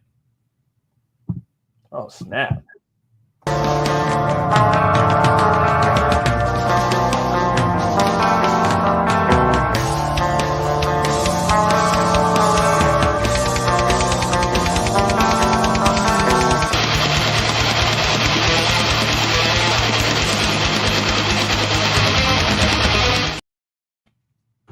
Hopkinsville Goblins. This one's pretty crazy. The Kelly Hopkinsville encounter, also known as the Hopkinsville Goblin case, and to a lesser extent the Kelly Green Min case, is a name given to a series of connected incidents of alleged close encounters with presumably extraterrestrial beings. So the sightings. There were dozens of eyewitnesses to the incidents, which included 2 families present at the farmhouse and others in the area. Other civilians, some of whom had no connection to the families at the farmhouse, and even one in another state. Perhaps most significantly, the witnesses also included several local policemen and a state trooper who saw and heard strange phenomena such as unexplained lights in the sky and noises in the same night. The 7 people present in the farmhouse claimed that they were terrorized by an unknown number of creatures similar to gremlins, with each have seemed to have been referred to as the Hopkinsville Goblins in popular culture. The residents of the farmhouse described them as around 3 feet tall, with upright pointed ears, thin limbs. The being's legs were said to be almost non-functional or devolved, even in a state of atrophy. Long arms and claw-like hands and talons. The creatures were either silvery in color or wearing something metallic. Their movements on occasion seemed to defy gravity, with them floating above the ground and appearing high up places. So to me, that's creepy. I was just reading. It's really creepy. So I'm not going to get into this too much, but you guys come over here and check this shit out at Cryptozoic. Just like the description of them sounds pretty terrifying. I don't think not to be a dick or whatever, but I don't think these pictures right here are scary enough for what I feel in my mind. You know, Right. I was looking at Wikipedia and I didn't really see anything too scary. You know, Right. but These look kind of cute. These are all cute. They all look like, you know, Gizmo and Yoda, right? Yeah. So it's like, damn, that sounds scary. And when I think of that, I picture like the Walton case from Fire in the Sky when he awakens and there's he finds the silver suits. You know what I mean? Yeah. Oh, we got okay. Let's see here. Yeah. The climax of that movie is fucking horrifying. That's the best part. What up, dude? Yeah, it's amazing. What up, Tank? Yeah, it's the only time, man. I would go earlier too.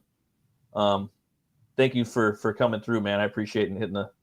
Yeah, I'm gonna be going to bed pretty soon too. I got to get up pretty early, but I'm gonna be going for probably another hour or so.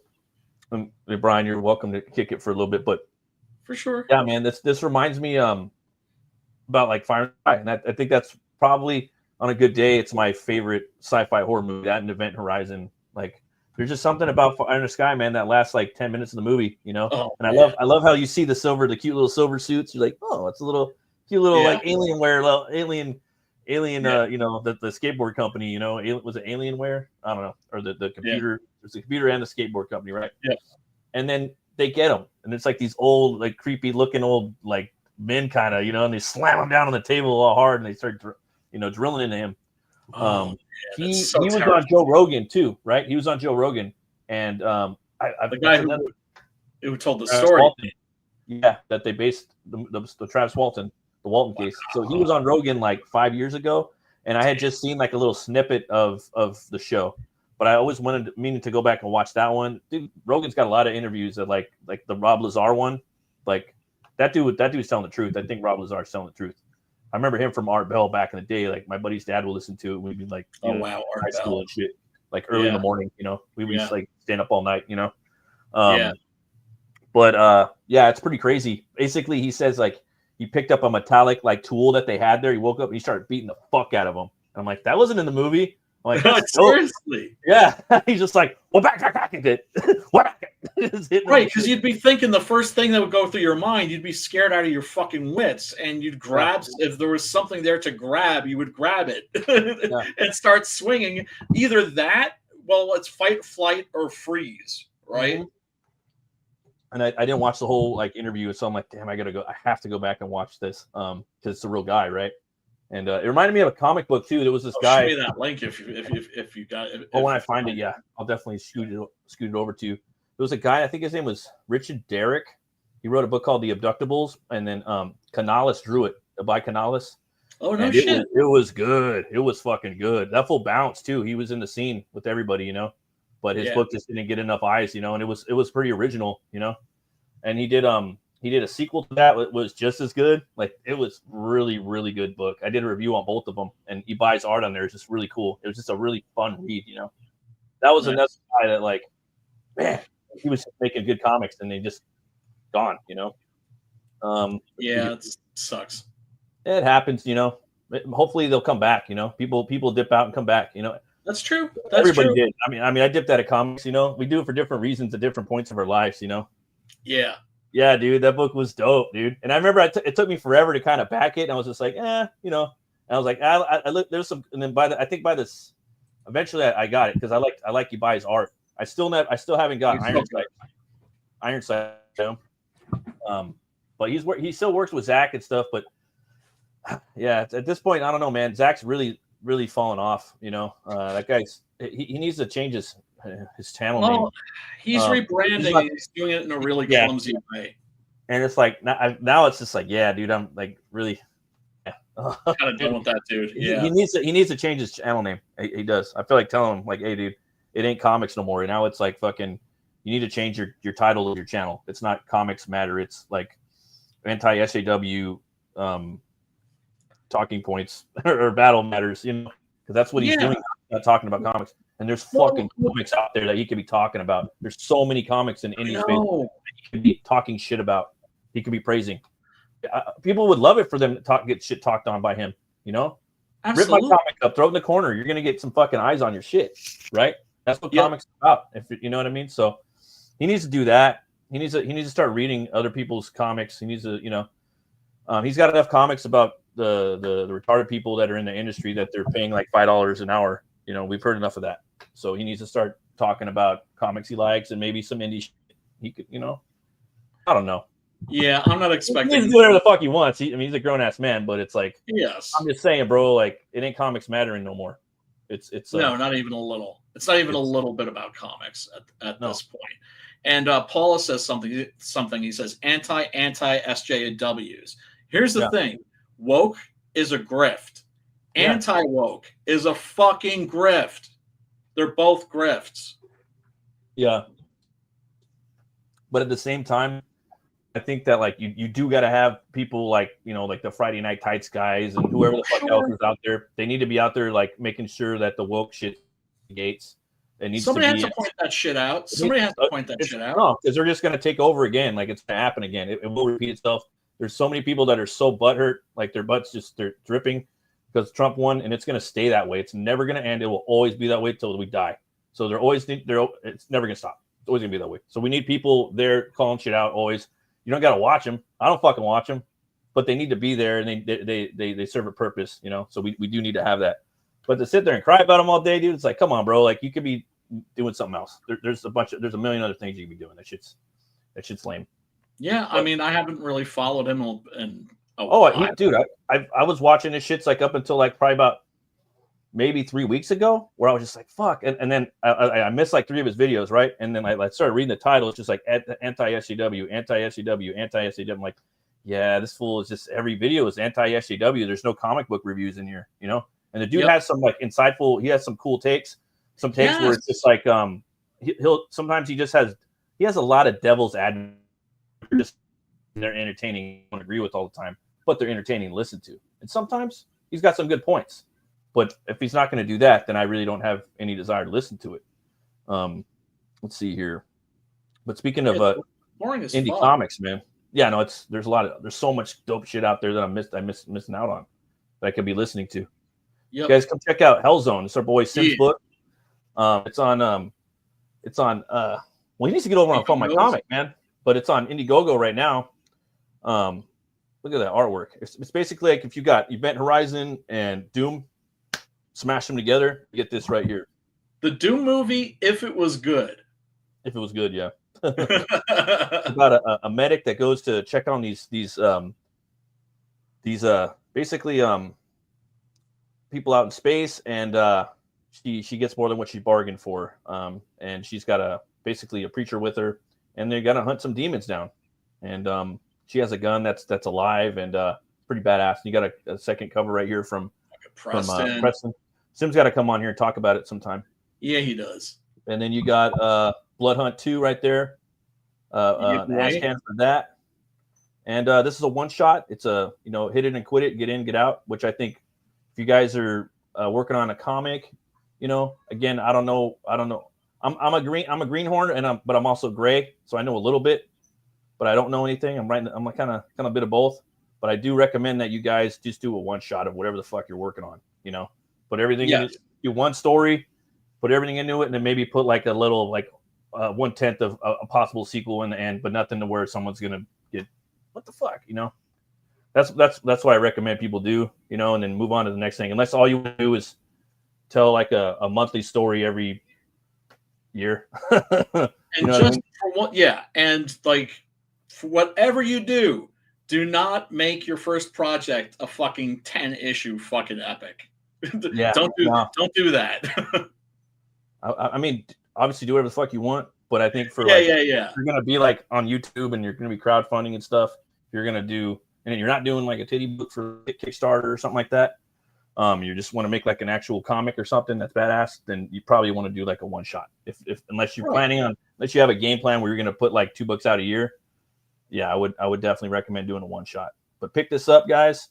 It's yeah, man. It's only it's $21, and Sim always delivers, man. He always over delivers. So this shit is always quality. I'm gonna do, guys. I know. I think it's let's see here. He is in it to win it for sure. I just think you can't go wrong with telling a big thick ass story for like $25. You know what I mean? Seriously. And then they get in and get out. And if you want to make the sequel, then do it or move on to something else. Because most people, I'd say about 90% of them, they got at least 3 characters, 3 IPs they want to do. Yep. Even if some of them are not. Let's see here. I've got about 6. Drama gets a whole lot of views, but so does interesting content. Like, what is the Curious Archive? I have to check that out. I like the Y Files. That guy's pretty interesting too. It's just he talks about certain types of stories while being entertaining. Yep. Let's see here. Okay, check him out. Don't make a teen epic comic unless. Yeah, no, I don't. I'm not doing that. I'm doing like. Yeah, but Rita's a rock star, so she can fucking get away with that shit. She's a pro too, like a super pro. You know. Right. In my opinion, like she's better than like a lot of the industry veterans that are around. Like she's doing shit like next level shit. In my opinion, for sure. Like they're not doing the shit she's doing, like languages and all kinds of shit. Fuck no. Yeah. There's a reason why she got canceled. You know what I'm saying? Well, girls like girls don't like other girls. They like to fight. You know, that's another thing too, man. Like the boy Zach had a lot of cool like war stories and shit, dude. You know, he had a bunch of cool. He has thousands of cool videos, but and his comic. I'm just not gonna watch it. Yeah, dude. It was so much fun. He's a talented guy, dude, and I'm not gonna like just sit and talk shit about him because I don't like or I don't know, like yeah. I mean, I don't hate him. I like his books are fun. You know what I mean? They're comic books, dude. Well, it's like I never went like fuck Zach. I just stopped watching his shit. Yeah, that's kind of how it just happens. That's kind of how I am now. It's like, oh damn, dude, this shit's boring. You're talking shit on people that are kind of like on your same team, but they're not. And I just feel like I feel like he's not being genuine, even though he says he is, but he's not. My gut's just telling me he's not. My gut, not at all. My gut's just telling me. He wants to get into the mainstream. My gut tells me from all the videos I've watched, from the thousands of fucking videos I've heard from him, he wants to work for Marvel or DC, and he would love to do that if they offered him. It's never going to happen. And he's kind of trying to just make shit to kind of basically like a resume, sort of. Let's see here. Just that's never going to happen. No, I don't. Yeah, he'll never be forgiven. Guy. People change. That's fine. You know, people do change. You know. Yeah, and it's cool if they evolve in a certain way. It's just he hasn't evolved. Nah. Yeah, no, dude. And there's still a lot. There's a lot of stuff, bro. You can't tell. There's nothing for him to talk about. There's tons of shit. That's why there's so many like big comic book channels. You know. Right. See, Envy, Ran, Scoffer, Unbearable. Yeah, no. Oh yeah, that guy. Fuck that guy. I stopped watching him fucking years ago. Who's this? Envy, Ran, Scoffer. Yeah, he's fucking. He's a fucking joke. Dog shit. He's embarrassing. I think he just doesn't want Karens as customers. Yeah, no, I agree. I don't want Karens either. Yeah, no, it's that. But yeah, that's got. I'll take all the fucking customers I can get. I'll take Karens, Janes, Marie's. Yeah, on my book. Yeah, Karens. Yeah, I'll take anything. Read my shit. You know, yes. I'm in business to make comics and hopefully get them to the masses, make them better. Hopefully. Right, and if the person that reads it doesn't like it, maybe somebody else that's in the family will pick it up. You know, and, hopefully. You know what I mean?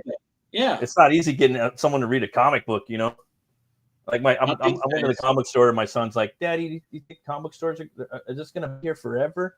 I'm like, "That's a good question, son. I don't know about that." You know what I mean? My LCS, I talked to those dudes, and they're waiting. They're waiting to see what's going to happen. Who's going to replace Diamond? Is somebody going to buy them? Is Robert Kirkman or Mark Millar going to step in? Right now, it looks like it might be a Canadian company, possibly. They just don't know. Everybody's just like, they're just waiting just to see what happens next. My store's fucking doing fine because they diversified their product line years ago. You know, like I said, like I've been saying, they put indie on the top 2 shelves. They put Marvel and DC on the bottom, and they just order everything is just like pre-order, like they only order what you want. You know what I mean? Then they'll have a couple. They'll have like 2 to 3 issues of like some random bullshit that's up there. So they sell out. You want to sell out of everything. You don't want to have any inventory. It's like it sounds dumb, but that's the only way you can do it. Then you have your pops, you have your manga, you have your sideshow shit, you have your Marvel signature. You just got to have a bunch of diversified content, Yep. Or product line. Do you remember him telling off a customer who wanted a refund? My comics aren't a war bond. If you're in a culture where you're hurting my veteran, yeah, that was gay. Yeah, that was pretty gay when he said that. Oh, yeah. I never even heard that, but that sounds gay as fuck.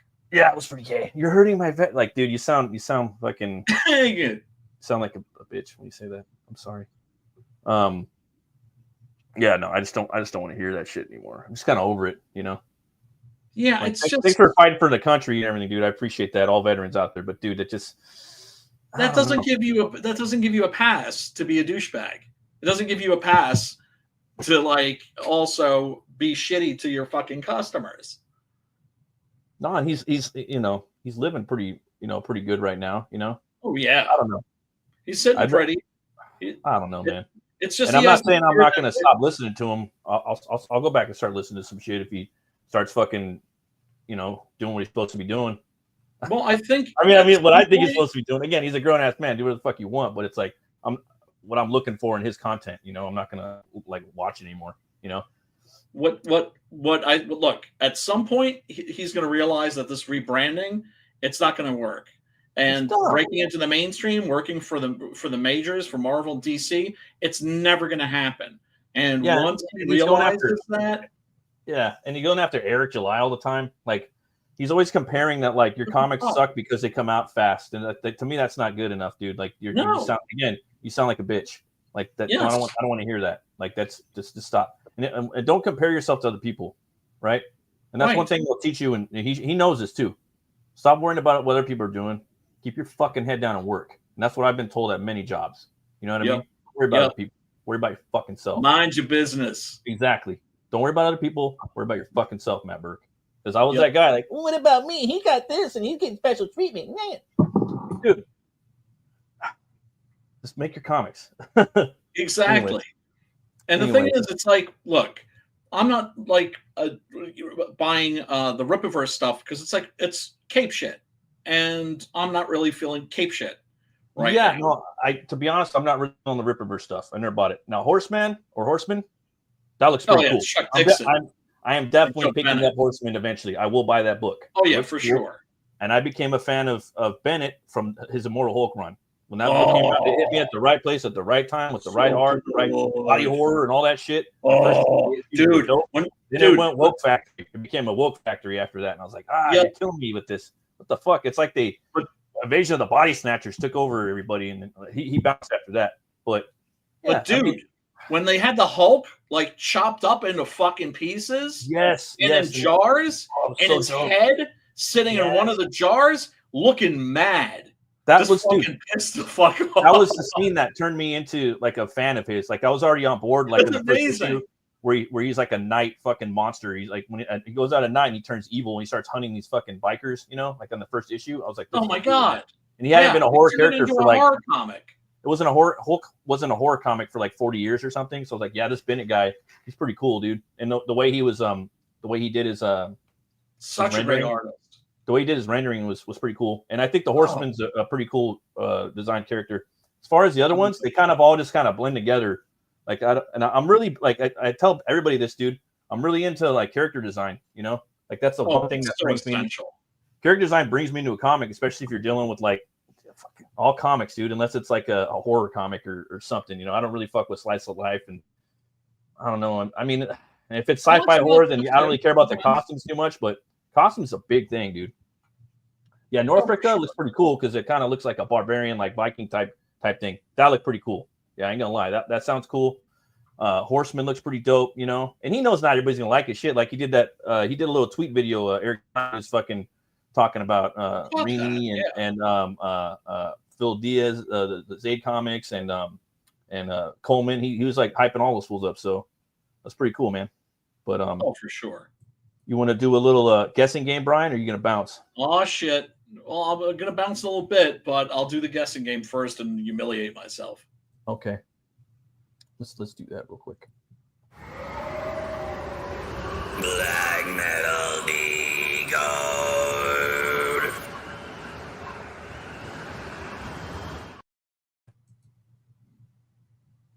See if you God damn. Yeah, that so one this one's going for looks kind like of a like puff a of smoke. smoky look. Yeah, he's trying to make something for everybody. Yeah, that's pretty cool, dude. You know? Yeah, I don't know, man. I feel that like I don't know, it's hard. I kind of wish we could get along to a certain degree and be competitive at the same time, you know? Dude, there's no a rising tide lifts all ships. I don't get people that look at their fellow indie comics creators and see them as somebody that needs to be fucking taken out. Right? Keep your fucking mind your own fucking business and don't fuck with other people's money, especially when you say that you're a capitalist, right? Yeah.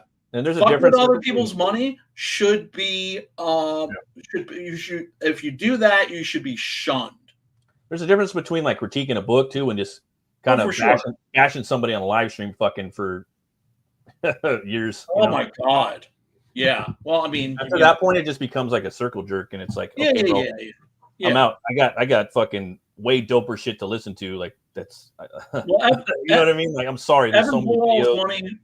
Evan blew all of his fucking money gambling, so you know he has to get this fucking super chats. I don't know, man. I don't know about that guy, but yeah, fuck that guy. I know about that guy. Fuck him. I don't know about that guy. Yeah. But yeah, right here. I can't find any. Is that an E at the end? And is that a P or an F at the end on the top? No.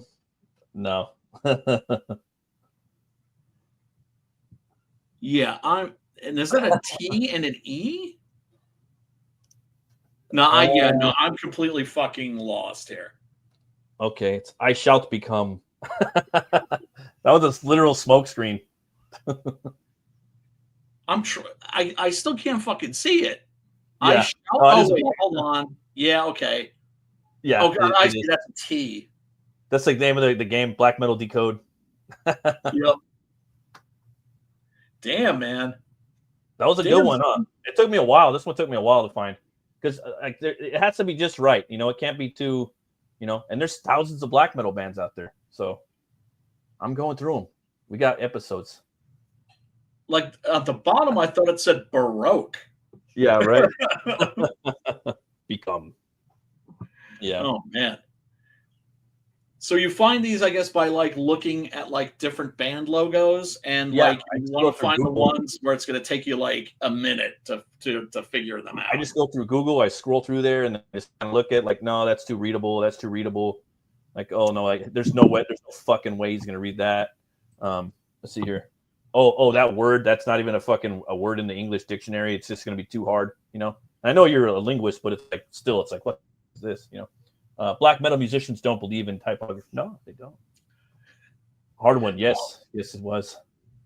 Yeah, that one was brutal. First black metal band with a legible font will outsell the rest. Yeah, no, there's a lot actually. Some person, there's a lot.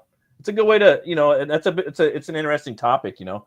It's like because if you're a musician, you're an artist, and you want to get your art out there, you gotta need people to read what your band name is, so people can listen to your art, you know. But sometimes you're the artist that is so you know, hardcore into your genre that you don't want people to read it because it would make you a bitch or sellout. So yeah, I know. But me, like, I'm all about bold. Like, this is my name.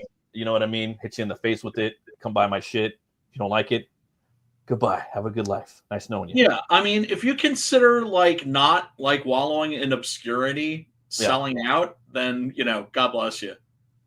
Yeah, you do, you boo. Even read like was it Graham Nolan's tweet the other day? He was saying like one of the first thing is you gotta be a business comes first before the art. You know, that's a hard fucking fact of life when it comes to making comics and being an artist. You know, yeah, like name an artist. Who was the last like big artist? Right? It used to be, and I'm not talking comics. I'm talking just generally in art. Who's the last big superstar fine artist? It's been like 50 years. No, it was probably at Warhol, dude. You know, they used to be superstars, Brian, artists. Well, They're Jeffrey not Combs anymore. was pretty huge. Not Fucking not that. Banksy. Still, I mean, he's big, but he's not like Warhol. Like they're not that. They used to be superstars. You know, art's dead. They're not where they used to. Like if you go up to any random person and ask like, "Who's your favorite artist?" You know, they're not gonna know. But if you say, "Oh, what's your favorite basketball?" They're not gonna have one. They're gonna have them in general. Back in the day, everyone knew who Warhol was. Well, they just simply knew who it was. And now art. I'm talking fine art. You know. Yeah, it's for the ruling class. You're like Jim Lee and Rob Liefeld and Tom McFarlane. Yeah. You know, like, it's kind of it's Rosetta and Bernie and you know like it's a class thing. It's a class thing, is what it is. And so that's artists for the rich. And so it's it's a money laundering scheme now, is what it is. Pretty much. That's what it is. It's a way for them to launder money now. That's what it is. I kind of liked how Jeffrey Combs pulled a fast one on the Vatican, though. I told you that story, right? No. Oh, Jeffrey Combs? Yeah. He was married to the Italian porn star, Cicciolina, who was also a member of Italian Parliament. Oh, snap. And so the Vatican was like, oh, he's this happening artist, so we got to have a piece from him. And so, they commissioned him to do a piece. The subject matter was entirely up to him. And he sent them a statue, very lifelike one, of him and his wife doing the nasty. That's funny. And he was like, but we're married. It's just like a married couple making love. Why should you be offended by this? And it was just such a fucking obvious fucking troll. That's hilarious. Yeah, Dude, hilarious. I draw many logos for bands that love that organic style. No, I love that style too, man. It's fucking awesome. And your art's awesome too. If you guys haven't subbed to Drawn Sword Graphics, dude, that guy's a beast. Love his artwork. I love the whole death metal, black metal. Like I got a really cool segment for next week too. I got something I want to show you guys for the metal section.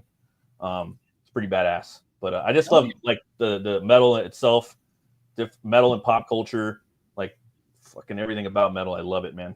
And there's this, I forgot the name of it. There was this one like comic book where every page in there looked like a black metal album cover, but it's sold out. It's like, I think it's like Heaven Hunter or something like that, and the main character is like a goat, like a demon, but it's ultra detailed. It's sold out though. You can't really find it anywhere. Banksy, he made a drawing that when it was finished being bid on, it shred itself. Yeah, it's pretty gangster. Oh yes, they think Banksy is like a team. Awesome. They think Banksy is like a house. Like it's a bunch of people. Like there's one, obviously there's Banksy that runs around and signs everything, but he's kind of got like a house of people, a studio, right? So it's just too much shit going on, you know? Yeah. It's like pretty much a proven fact, from what I understand. Did you see like that anti-Disneyland that he set up in London? Nah, See that right there, like how the fuck's he gonna do that all by himself, Banksy? Like, you know. Exactly. But still it is art, you know, and there is artists that is probably the best artists in the world, you know what I mean?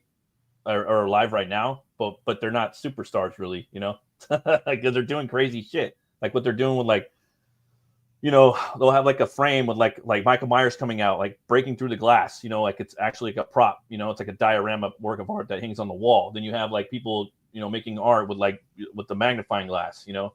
Then they have people like breaking art into pieces and hanging it from the ceiling. And then if you look at it from the side, you don't know what the fuck it is. But if you look at it straight on, it's like a face or a horse or something. You know what I'm talking? Like there's just so much stuff going on now. Like we're in a renaissance, but there's no superstar artists, and they're not really out there getting paid, you know? Well, there's no Rembrandt, there's no Van Gogh, there's no, I shouldn't say Van Gogh because he was like, you know, a failure in his own lifetime. Didn't sell a single painting. But there's no Picasso, there's no Da Vinci. Exactly. We got your book up here too, Brian. You got some more colored pages in you were showing me. Oh yeah. They're working on it, right? Yep. Yeah. And I'm finally going to be able to fucking fulfill on this, hopefully in April. Hopefully. But yeah, it's just about done. And it is the story, of course, of a very big ape with very big guns, blowing very big holes and very bad people. And if you want to kick the wheels and see if this is something that is up your alley or not, go to this campaign page, and at the top there's a link where you can download the entire first issue completely for free, because I have confidence in this book. Everybody who's read it has given it a good review, and like I always say, that's not me like bragging. That's just a fact. One that I'm like super fucking grateful for. Yeah,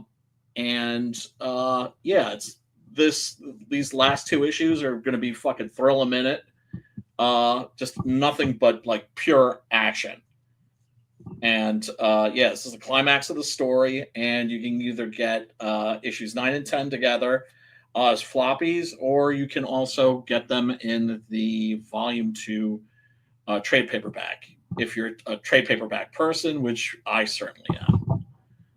And lots of different tiers for I mean, I did try to keep it simple, McDonald's menu kind of a thing. But yeah, as you can see, Preston Acevedo, our boy, doing absolutely phenomenal art, and is going to send this series out with a fucking bang. Yeah, I can't wait to read the finale. Be badass. It's gonna be Tizite. It's gonna be Tizite, and now I don't have to like hide, the spoiler that there's a fucking Zeppelin in the story. Right. Because there's no way I was going to do a fucking comic book about a gunslinging gorilla and not have a fucking Zeppelin in there. Zeppelin. The Zeppelin pulps. You ever hear about that? No, Yeah, it's a like a bunch of writers. It's like a fake genre or subgenre, right? Oh, like shit. how we're like Mexploitation, right? Oh, that yeah. Rodriguez came up with. There never was such a thing, but there should have been, right? And so these writers came up with this notion of there having been Zeppelin pulps, which is of course self-explanatory. Pulps about Zeppelins, because Zeppelins are fucking dope. That's cool. I don't like Jackson Pollock's art, but I did find out if you have a hangover and stare at his paintings, it'll cure it. Yeah, that's cool. Oh, did you know that Jackson Pollock was a psyop, a CIA psyop? Yeah, the CIA actually had a program out to destroy beauty. Oh wow, I could see that. They did a lot of fucked up shit. Yeah, this is and this is not like bullshit. This is not bullshit. Like this shit's coming out now. No, that's not to say it might not happen sometime. The creators are doing a creative crossover, right? Yes. Jameson Orpheus did the artwork for the Dandy backup story, which is completely 100% finished, colored, and lettered. And I gotta print up a color copy. But yeah, it's a little peek, a little teaser at the Nice. At the artwork by Jason, who's absolutely phenomenal. And this is going to be a little 12-page story in the back of the book that is the origin of a character who is part of the wider Six Gun Gorilla universe. Because Six Gun Gorilla will return, but he's going to be returning not in his own book. He's going to be part of an ensemble. And that's awesome. Going to be like a Magnificent Seven of the Weird West, where there's going to be all kinds of freaky characters. That's going to be dope. Oh man, I can't wait to write that. The characters, I just can't wait to play with them. Right. I think the psyop was about countering Soviet art movements. Yeah, that makes well, sense. yeah, but I mean, also there was other shit that they were up to. I mean, remember they've been running psyops against us, right? That's like our own government's been running psyops against its own people for a very long time now. And even what's her face, Gloria Steinem came out and said, "Yeah, I was working for the CIA, that basically they came to me and they said, as long as you keep it about gender and not about class, right? Mm-hmm. We got you. We got your back. So they're coming right out and just admitting this shit now. And Crazy times, man. Really fucking crazy times. And we got CIA people writing comic books, writing Batman. Tom right? King. Yeah, Tom Yeah, King. he actually got me to stop buying Batman. I was actually buying it for a minute there. And I was like about to fall off, but then it was so boring. It was just so boring. Right. Literally Right, just Batman and Catwoman going on dates. I'm like, this is so boring. Oh, dude, she's pregnant. Probably not with his kid, right? Sure, she's like, because he's got to get kicked out, right? Yeah, he's gotta be and he's following her around with a bat bucket for her to puke in because she has morning sickness. Are you okay? Are you okay, hon? Let me get that for you. Oh, don't worry about that. That's just a shining light in the sky. It don't mean yeah. There you go. They don't Tom King, ex-CIA, wink, wink. You know, I'm guessing that he was like the guy because that comics I remember, and this is like around like 2008 or so, like just that one point before comics got before the Marvel movies came out, right? Yeah. And I just remember thinking like, man, these comics are awesome. Stuff like the Ultimates was coming out, really subversive. And I'm like, man, they're getting away with murder because it's a bubble, right? Like nobody knows what's going on in here. And then finally they got noticed when the movies came out. And that's when they were just like, okay, we need to get our tentacles into that too. Because they've been all up in fucking Hollywood and the entertainment industry for a long time. Them diversity bucks. I got a trailer for you. The show just came out. Came out 3 days ago. I was actually like talking to somebody like, man, I wish they would make a TV show of this, and it happened. They were making it, and this is the trailer for House of David. Oh, better be some gore in this. Can one stone change the course of history?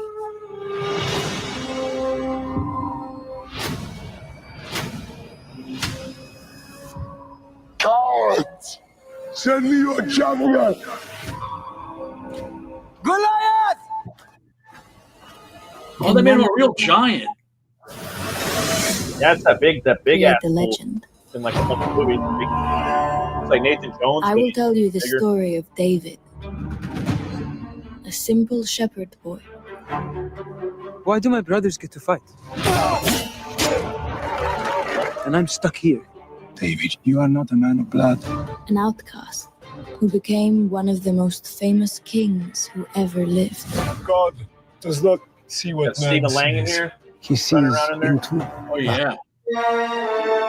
And you have the heart of a lion.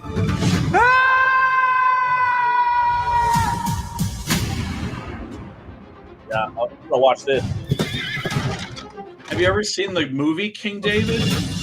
No. Oh, gory as fuck, dude. I saw the print of a hand larger than a weaver's basket. They have a giant. What? My king, I will fight the giant. Fight him with the same spirit you bring into this room.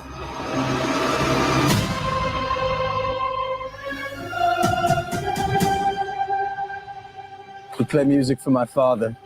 Now he chooses you as champion. How will you do this? It's not about the greatness of the giant.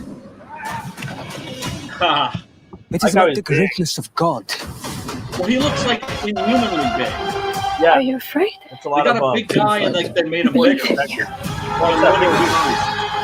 big ass, the big bald guy with all the tattoos. As the fate of a people hangs in the balance. Again, I ask this question.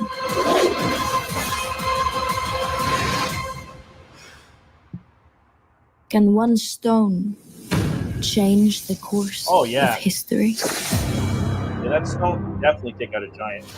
You hit him in the right spot. Have you seen how people? Oh, for sure. Oh my god. Oh yeah. No, you can kill somebody like that very easily. Whatchamacallit? It's the guy that plays him is that big big buff dude that's got tats all over his throat and his arms. He looks like Nathan Jones, but he looks huge. He's in a ton of movies, man. But he's always bald with like a clean shaved face, you know.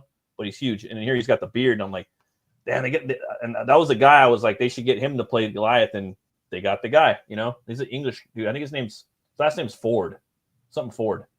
But he's also in that show about Rome with Anthony Hopkins that's out there that came out a couple months ago. I wanted to check that out as well. I hear he's a gladiator in that show.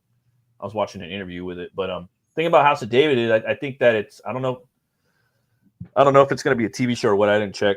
But dude, he's a brutal warlord. He was like one of the most brutal warlords in history. You know what I mean? Dude. So that's what I want to see after the Giant. You know what I mean? Like the oh my god, I was watching like documentaries on him on the History Channel like years and years ago. I didn't know he was such a bloodthirsty warlord. Oh yeah, dude.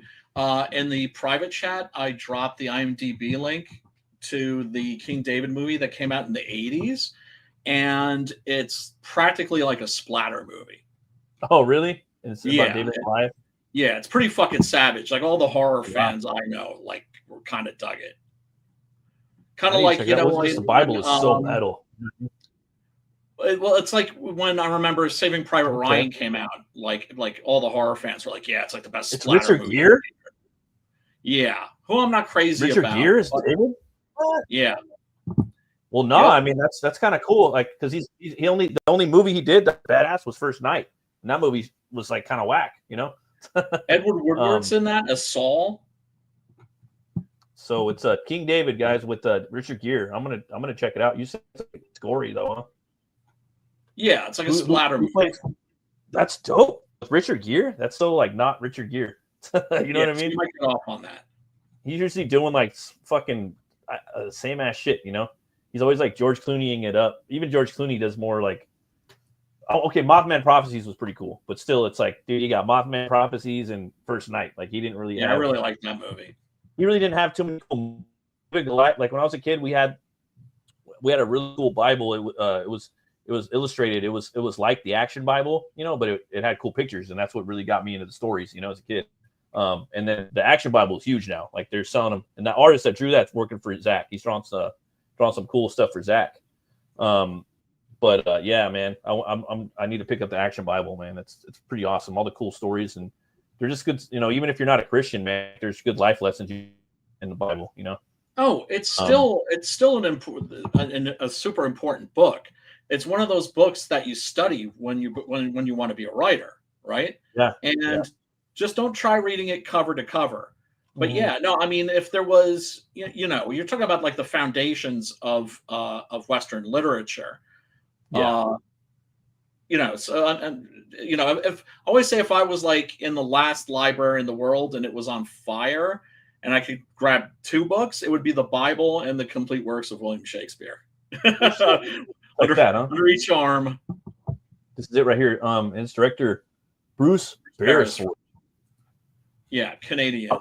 There's a bunch of these Australian directors. They got that one lady, Alice Cringe. Yeah, she was in Solomon Kane and Silent Hill. Ghost Story.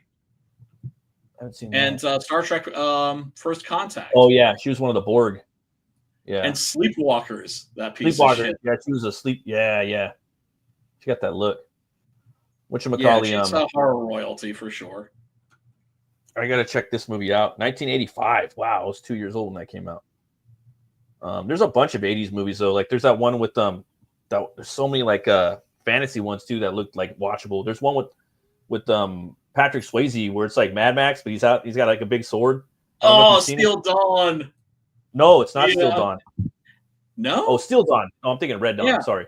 It's like Sean. It's like it's basically Shane with Swayze in a desert and fighting a guy who looks like Bon Jovi. Basically, has like was wearing a bad Bon Jovi wig.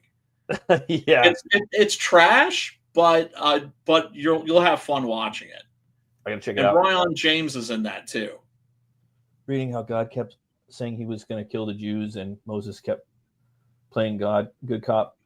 That was it is funny. Yeah. No, there's some funny shit in there too. Also, when is it Saul? I think that's like trying to say like if there are like a certain number of good righteous men, God says like there's a certain number of men, right? Like if there's 50 good men in Sodom that you can find, and he's just like, and he's haggling with them. He's getting him to lower the number. It's pretty fucking funny. He's always testing people, you know. Yep. I got another trailer for you, Brian. I don't know if you've seen this one. I saw it. I was mad hype, you know. I think you've probably seen this one already. You got to have seen it already. It just came out like a few days ago. This one's called The Surfer. Oh no, I have not seen this. Oh, okay. You can't stop a wave. Born in a storm, way out to sea. Oh, it's got a boy. Got a boy. Building to this. He should be fucking making Hammer movies. I'd be like the first guy I go to. I got 3 movies lined up for you, Nick. Yeah, man. Don't live here. Don't surf here. Hey, Dad. It's okay. You're scaring my boy. Now. No need for all this fuss. Listen to me, brother. I know it's smart to lose face in front of your boy, but you got to know when to back down, or it could get a whole lot worse. I haven't seen that guy since Fantastic Four. This is a special place for us. It was magic here when I was your age. My old house is finally for sale, and I'm buying it. Just want to go home now. Wake up. Locals only. Don't live here, don't surf here. I'm not surfing. What's the view for locals only as well? Hey! Hey! Smell like engines. You've got to release a little steam now and then or you'll blow up. That's my board, and I want it back. Listen, mate, I think you've been out in the sun too long. No, my father gave me that board. I can tell you myself, that old board's been up there for as long as I can remember. She's a beauty, isn't she? I'm not trying to be cruel. You don't belong here anymore. All I want is to take my son surfing. Don't get yourself down. Before you can have everything, you have to experience nothing. What? Pathetic.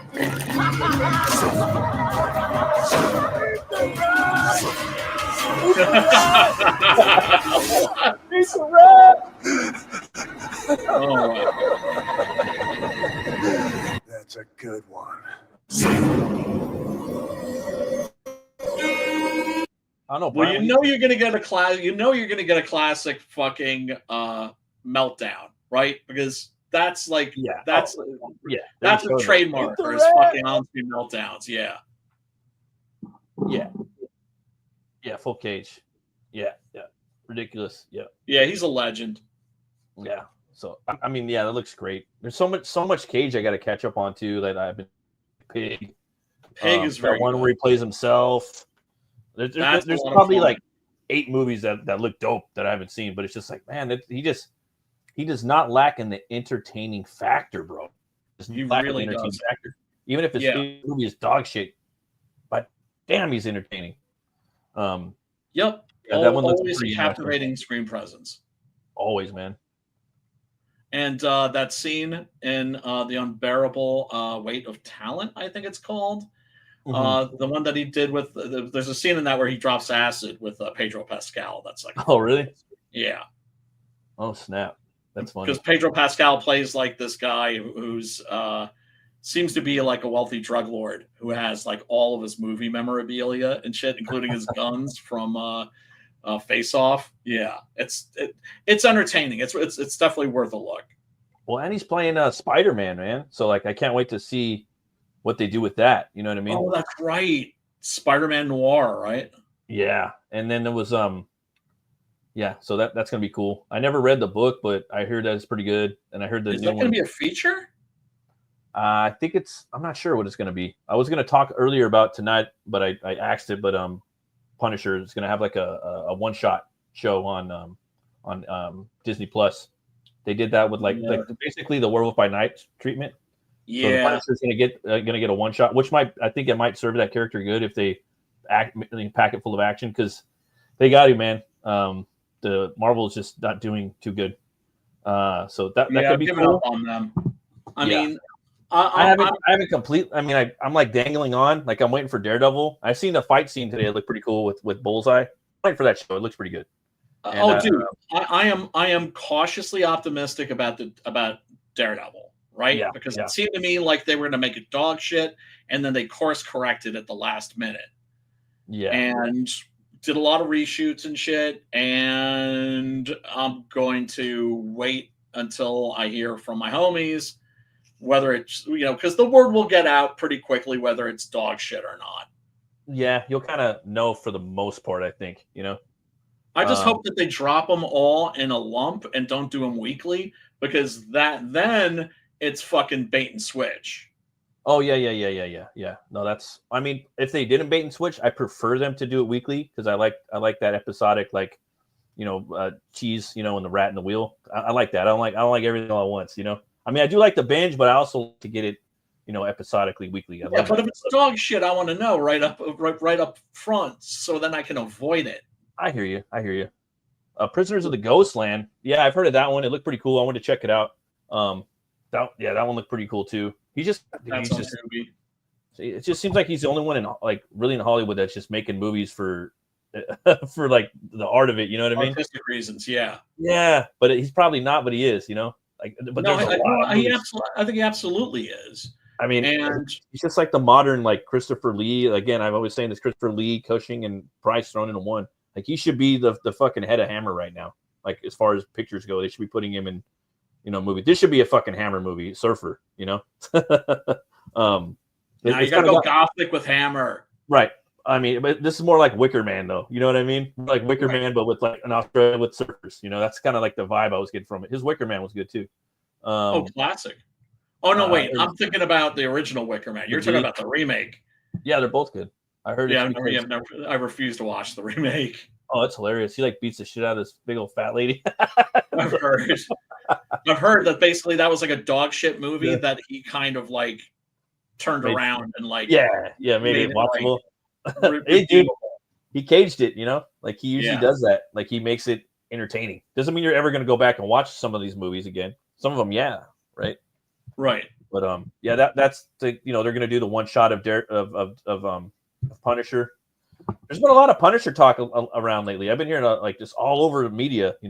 Like I like Thomas Jane, well, I like Ray Stevenson, or I like John Bernthal, and I like Dolph Lundgren. Like everyone's got their own little favorite. You know what I mean? It's hilarious. I actually kind of weird, but hot take. I kind of like all of them. They're all a little different. You know what I mean? I know Bernthal yells a lot. I don't like. My problem with him is because he is like the Punisher for people that aren't into comics. He's like the Punisher for jocks. Yeah, and he's a hot-blooded killer. First of all, I realize he's doing Stallone, right? All the grunting, all the a little bit, but fucking the Punisher is not a hot-blooded fucking maniac killer, mad dog killer. He is cold-blooded. He's a cold-blooded killer. 100%. But I do find him entertaining as Punisher. I don't like. I think that the show should have been, both the seasons should have been cut in half, and someone should have went in there with the fucking surgical tool and just edited the fuck out of it, because it was just so much crap and sloggy, But the good shit was good when it was good. I watched the first season, and then the second season, I was just like, "Fuck this." It's slow. They're just slow. There's not enough. I think it's season 2. I don't know if it was season 1 or 2, but it was like the first episode, the pilot. It was like they had all like just a montage of him doing like cool shit, like fucking pulls up, and then it just like just boring. How do you make a fucking boring fucking Punisher series? How do you right? It's just guns, and you know what I mean? It's just crime. Like you have the villain of the week, boom, boom, and the overarching story. Done in ones. Done in fucking ones. Hard, dude. You know what I am looking forward to though, that a lot of people slept on, was Longmire, because of the whole fucking Yellowstone craze. Oh, Yellowstone 1492 and all that shit, But no one, a lot of people don't know about Longmire. I guess Longmire, because it got picked up from Netflix, they finished off the season 5 and 6, but it kind of left room for another one. And so I guess that's good. Paramount's going to pick it up because that's like the big Western network, right? And Yellowstone's kind of fucking pulling off right now. So they're thinking about picking up the last few seasons of Longmire. I don't know if you ever watched it, but I highly recommend it. It is episodic and soapy, but it's dope. It's a noir Western, dude. It's like a cop out in Wyoming. You know what I mean? And Peter Weller directs some of the episodes. He's like the main sheriff. He comes in every now and then, but it's a good show, dude. You know, and it's got it builds, and you do have the gangs, kind of like the reservation, and you got a vigilante in there too that's on the Indian reservation, you know. And it all came out before Yellowstone, you know. But he's a detective, dude. He's a detective sheriff, and Yellowstone it's more like Sopranos kind of, but cowboys, you know. So there is a big difference. But I hope that show comes out, man. I really like the character. I think he would be an awesome like Dark Knight Returns Batman too. The guy that plays Longmire.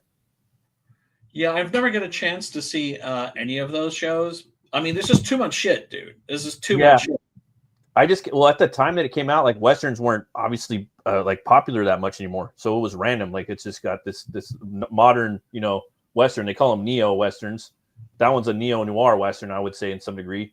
And it's his he's a drunk sheriff. His wife's been murdered. He doesn't know how she's murdered. There's a young buck that's running for sheriff. He's going to get it. And like he crashes his Bronco. He drives a Bronco. He only drinks Rainier beer, you know. I only drink Rainier. I think you'd really dig it. No, it sounds great. It's like one of those things where it's like I haven't been avoiding it. It's just I haven't gotten around to watching it because I haven't gotten around to watching like a billion other things. I would recommend it, but it's not on Netflix anymore, so they're trying to. Yeah, but it's a little soapy. It's got Lou Diamond Phillips in there too. Lou Diamond Phillips plays an Indian in there. It's like his best friend. He owns a bar, and yeah, it's a little soapy, but it's good though. Like it's good television, you know. That's all. It's good. I recommend that show a lot. And Last Kingdom, dude. I recommend Last Kingdom. You got to watch that show. That one takes a couple episodes to kick in, but once it gets going, it's good. Really good.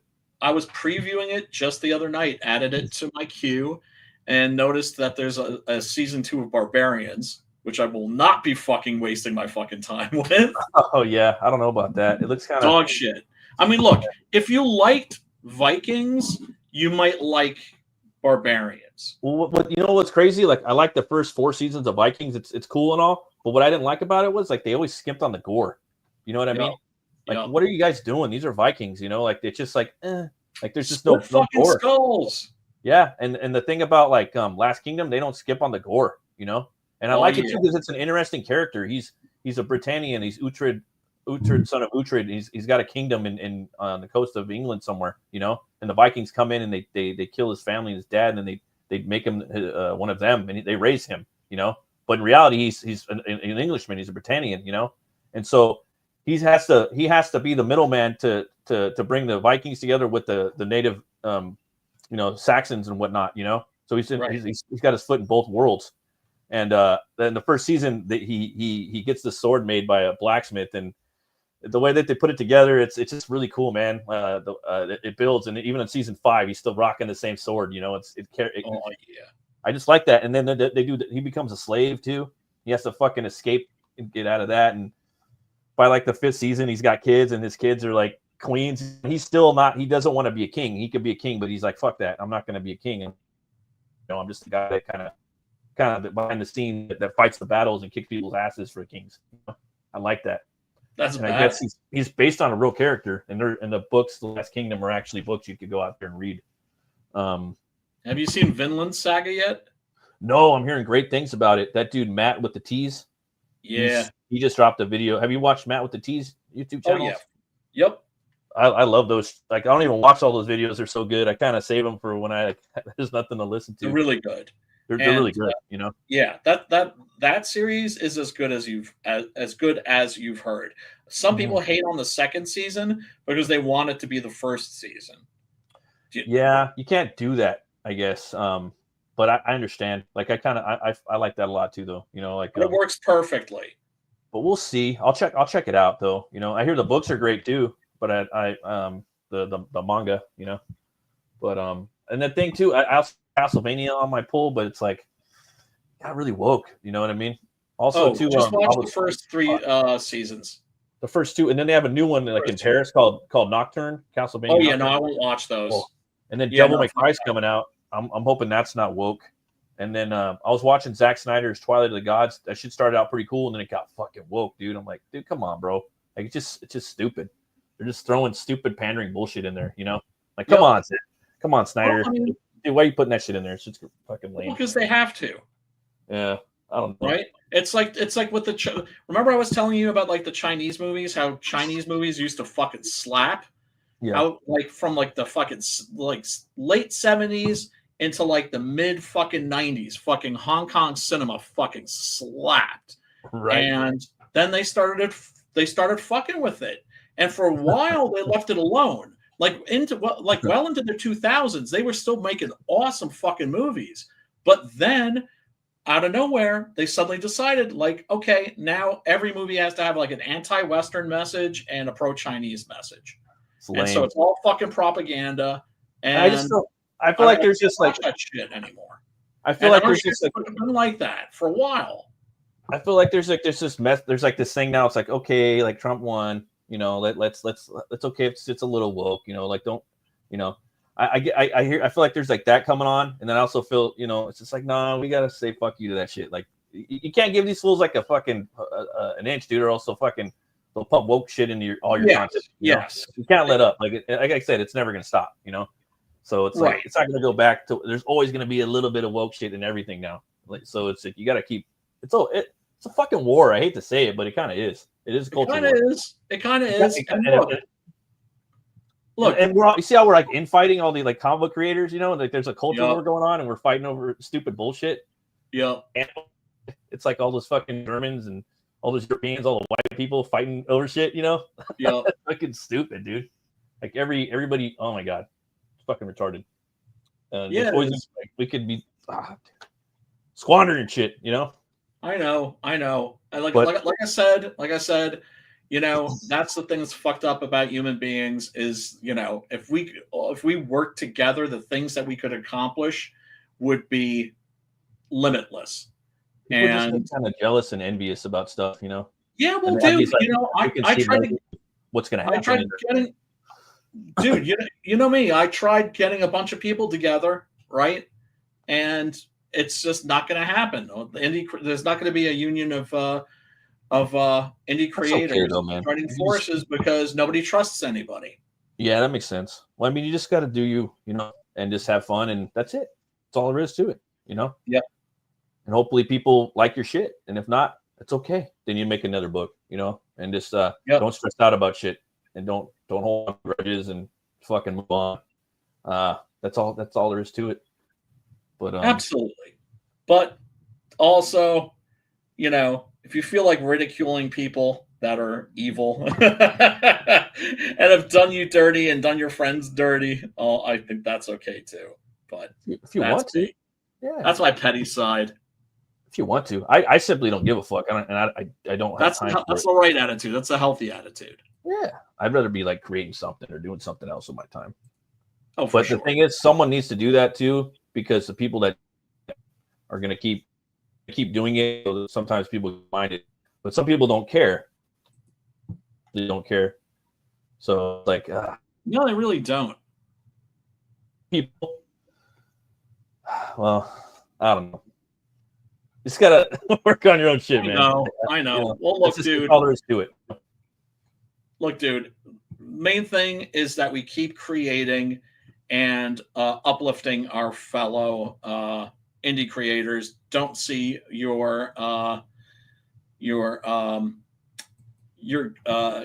indie creators as like your enemies, right? Are they your competition? Sure. Yeah. But then it should be competition in a healthy way, right? Where you see people raising the bar and you're like, fuck, no, I got to raise the bar, right? I got to meet that bar that they just raised. And that's a good thing. And that's the kind of competition that, you know, is like, who benefits from that? The fucking fans, the fucking readers, the fucking backers. They're the ones that benefit from that. And that's the way it should be. Some person says I don't like drama streams. I just want to talk art about how they do it Here's how you draw a nice rack. No, I agree, man. Well, there's some imagine new that. draw, like guy Don Draws does a really good draw stream on Saturday nights. He took the week off this week. He does it on Saturday. Don Draws. I'm sure you know who he is. And then Absolute, Jason Bascom. They have topicless. Him and Death Metal Hero alternate every week, and they have the longest running draw stream show probably that's on. And then Mike S. Miller does a draw stream show sometime. He has a lot of people on there, like Drawn and Quartered. What's his name goes on there a lot too. Alan Alonso, the Howl Comics, the fucking killer. I love that guy's work. He's on there a lot too. So there's a lot of draw streams now that I try to hop on and jump in the chat and stuff. But yeah, man, but we need more of those. I always said that the thing that I loved about the draw streams was that it brought back. This is back when our scene was like a 24-hour a day fucking convention, right? Mm-hmm. Yeah. And I remember at the old conventions when I was a kid, you would see the artists with their backs to the crowd, and you could look over their shoulder and watch like Walt Simonson or Michael Golden or Neil Adams or fucking a number of fucking legends. Just look over their shoulder and watch them creating art. Yeah. And that's gone. That's been gone for a long time.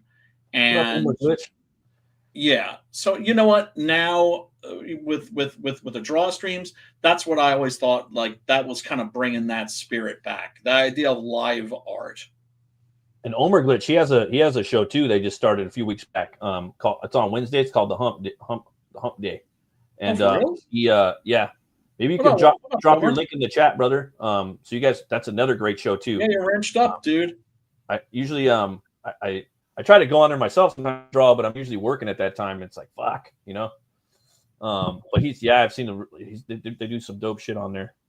But yeah, man, just gotta keep making their stuff, and that's all there is to it.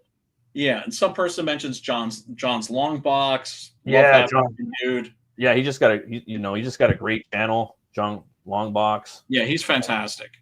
There's a lot of He had fucking Mark Millar on. Yeah, Mark Millar's got dope was that?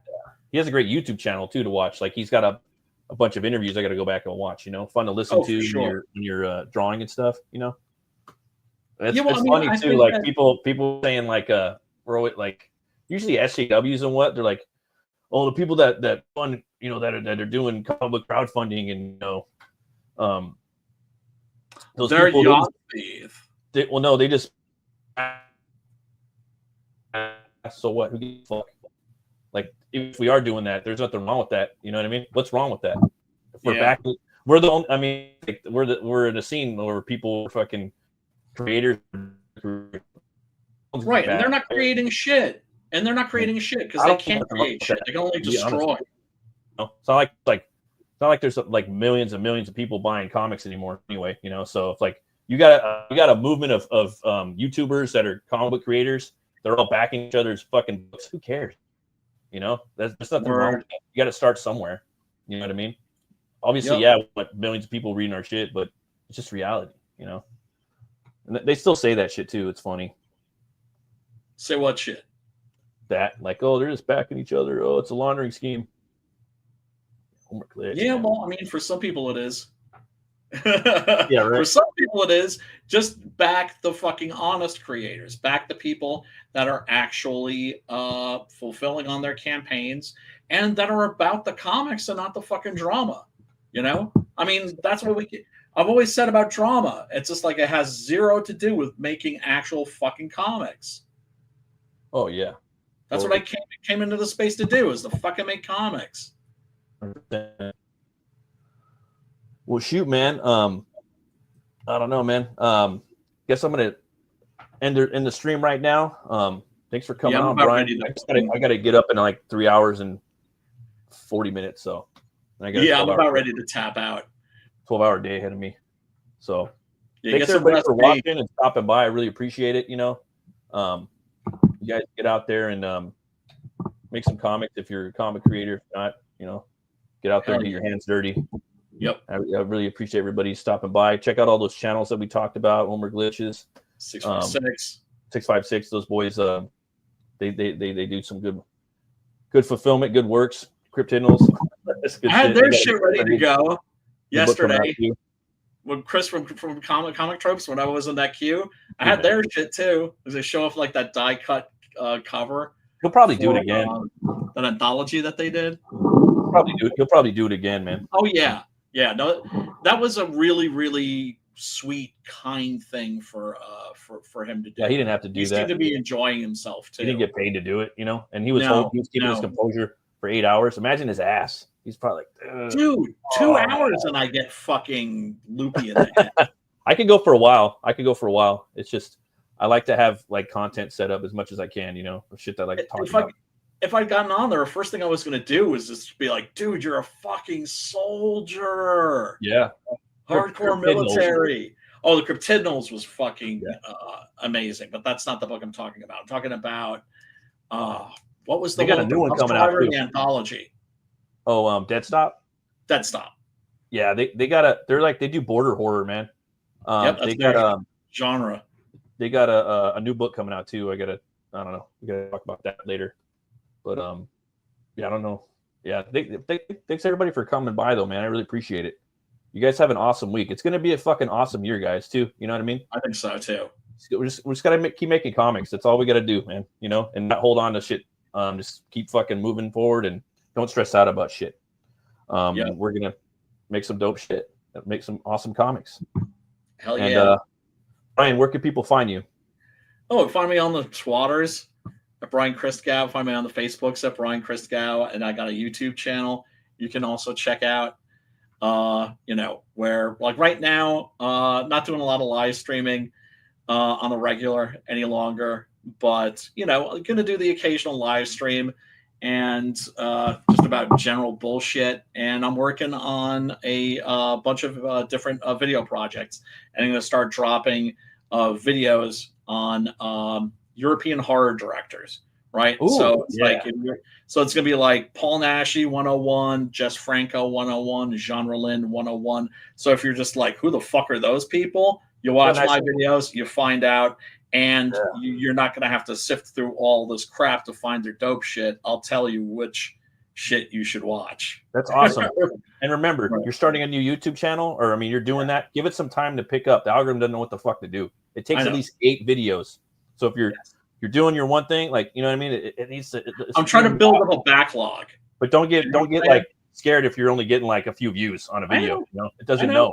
It simply does not know. Especially now, you're going to be basically baptizing your channel into something different. You know. So it needs to know, but it's going to have some recollection of horror and stuff, you know, and that's cool. I know I'm going to be watching videos, not just because you're the homie, but that's dope. Yeah. And the 101 thing sounds cool. You know what I mean? Yeah, I mean, look, gotta make out of your character too, man. You got a dope character, Homer Glitch. Nice. Yeah, right, Matt. Thank you so much for having me on. By the way, Home Skillet. Oh yeah, anytime, and everybody in the chat, much love to you. I gotta give the kitty some love. For sure, man. Peace. Have a good night, Brian. I'll see you. You too. Next time, my boy. And thanks everybody for stopping by. You guys have an awesome week, all right? And it's going to be a great year, like I said. I know it's going to be a great. It's turning out very good for me, and I'm very happy. And finally getting to where I was. I fell off. You know, you take those downturns in life, and then you know you get the upswing too. So now I'm finally starting to get that upswing. So it's going to be a good year. You're going to get out there, make your comics, do your art, build up your channel, do your create your content. You know, there's stuff out there you guys could show other people. People are always looking for the nuggets of information. So always remember to be bold, be brave, and roll the bones to know your role. I'll see you guys next time.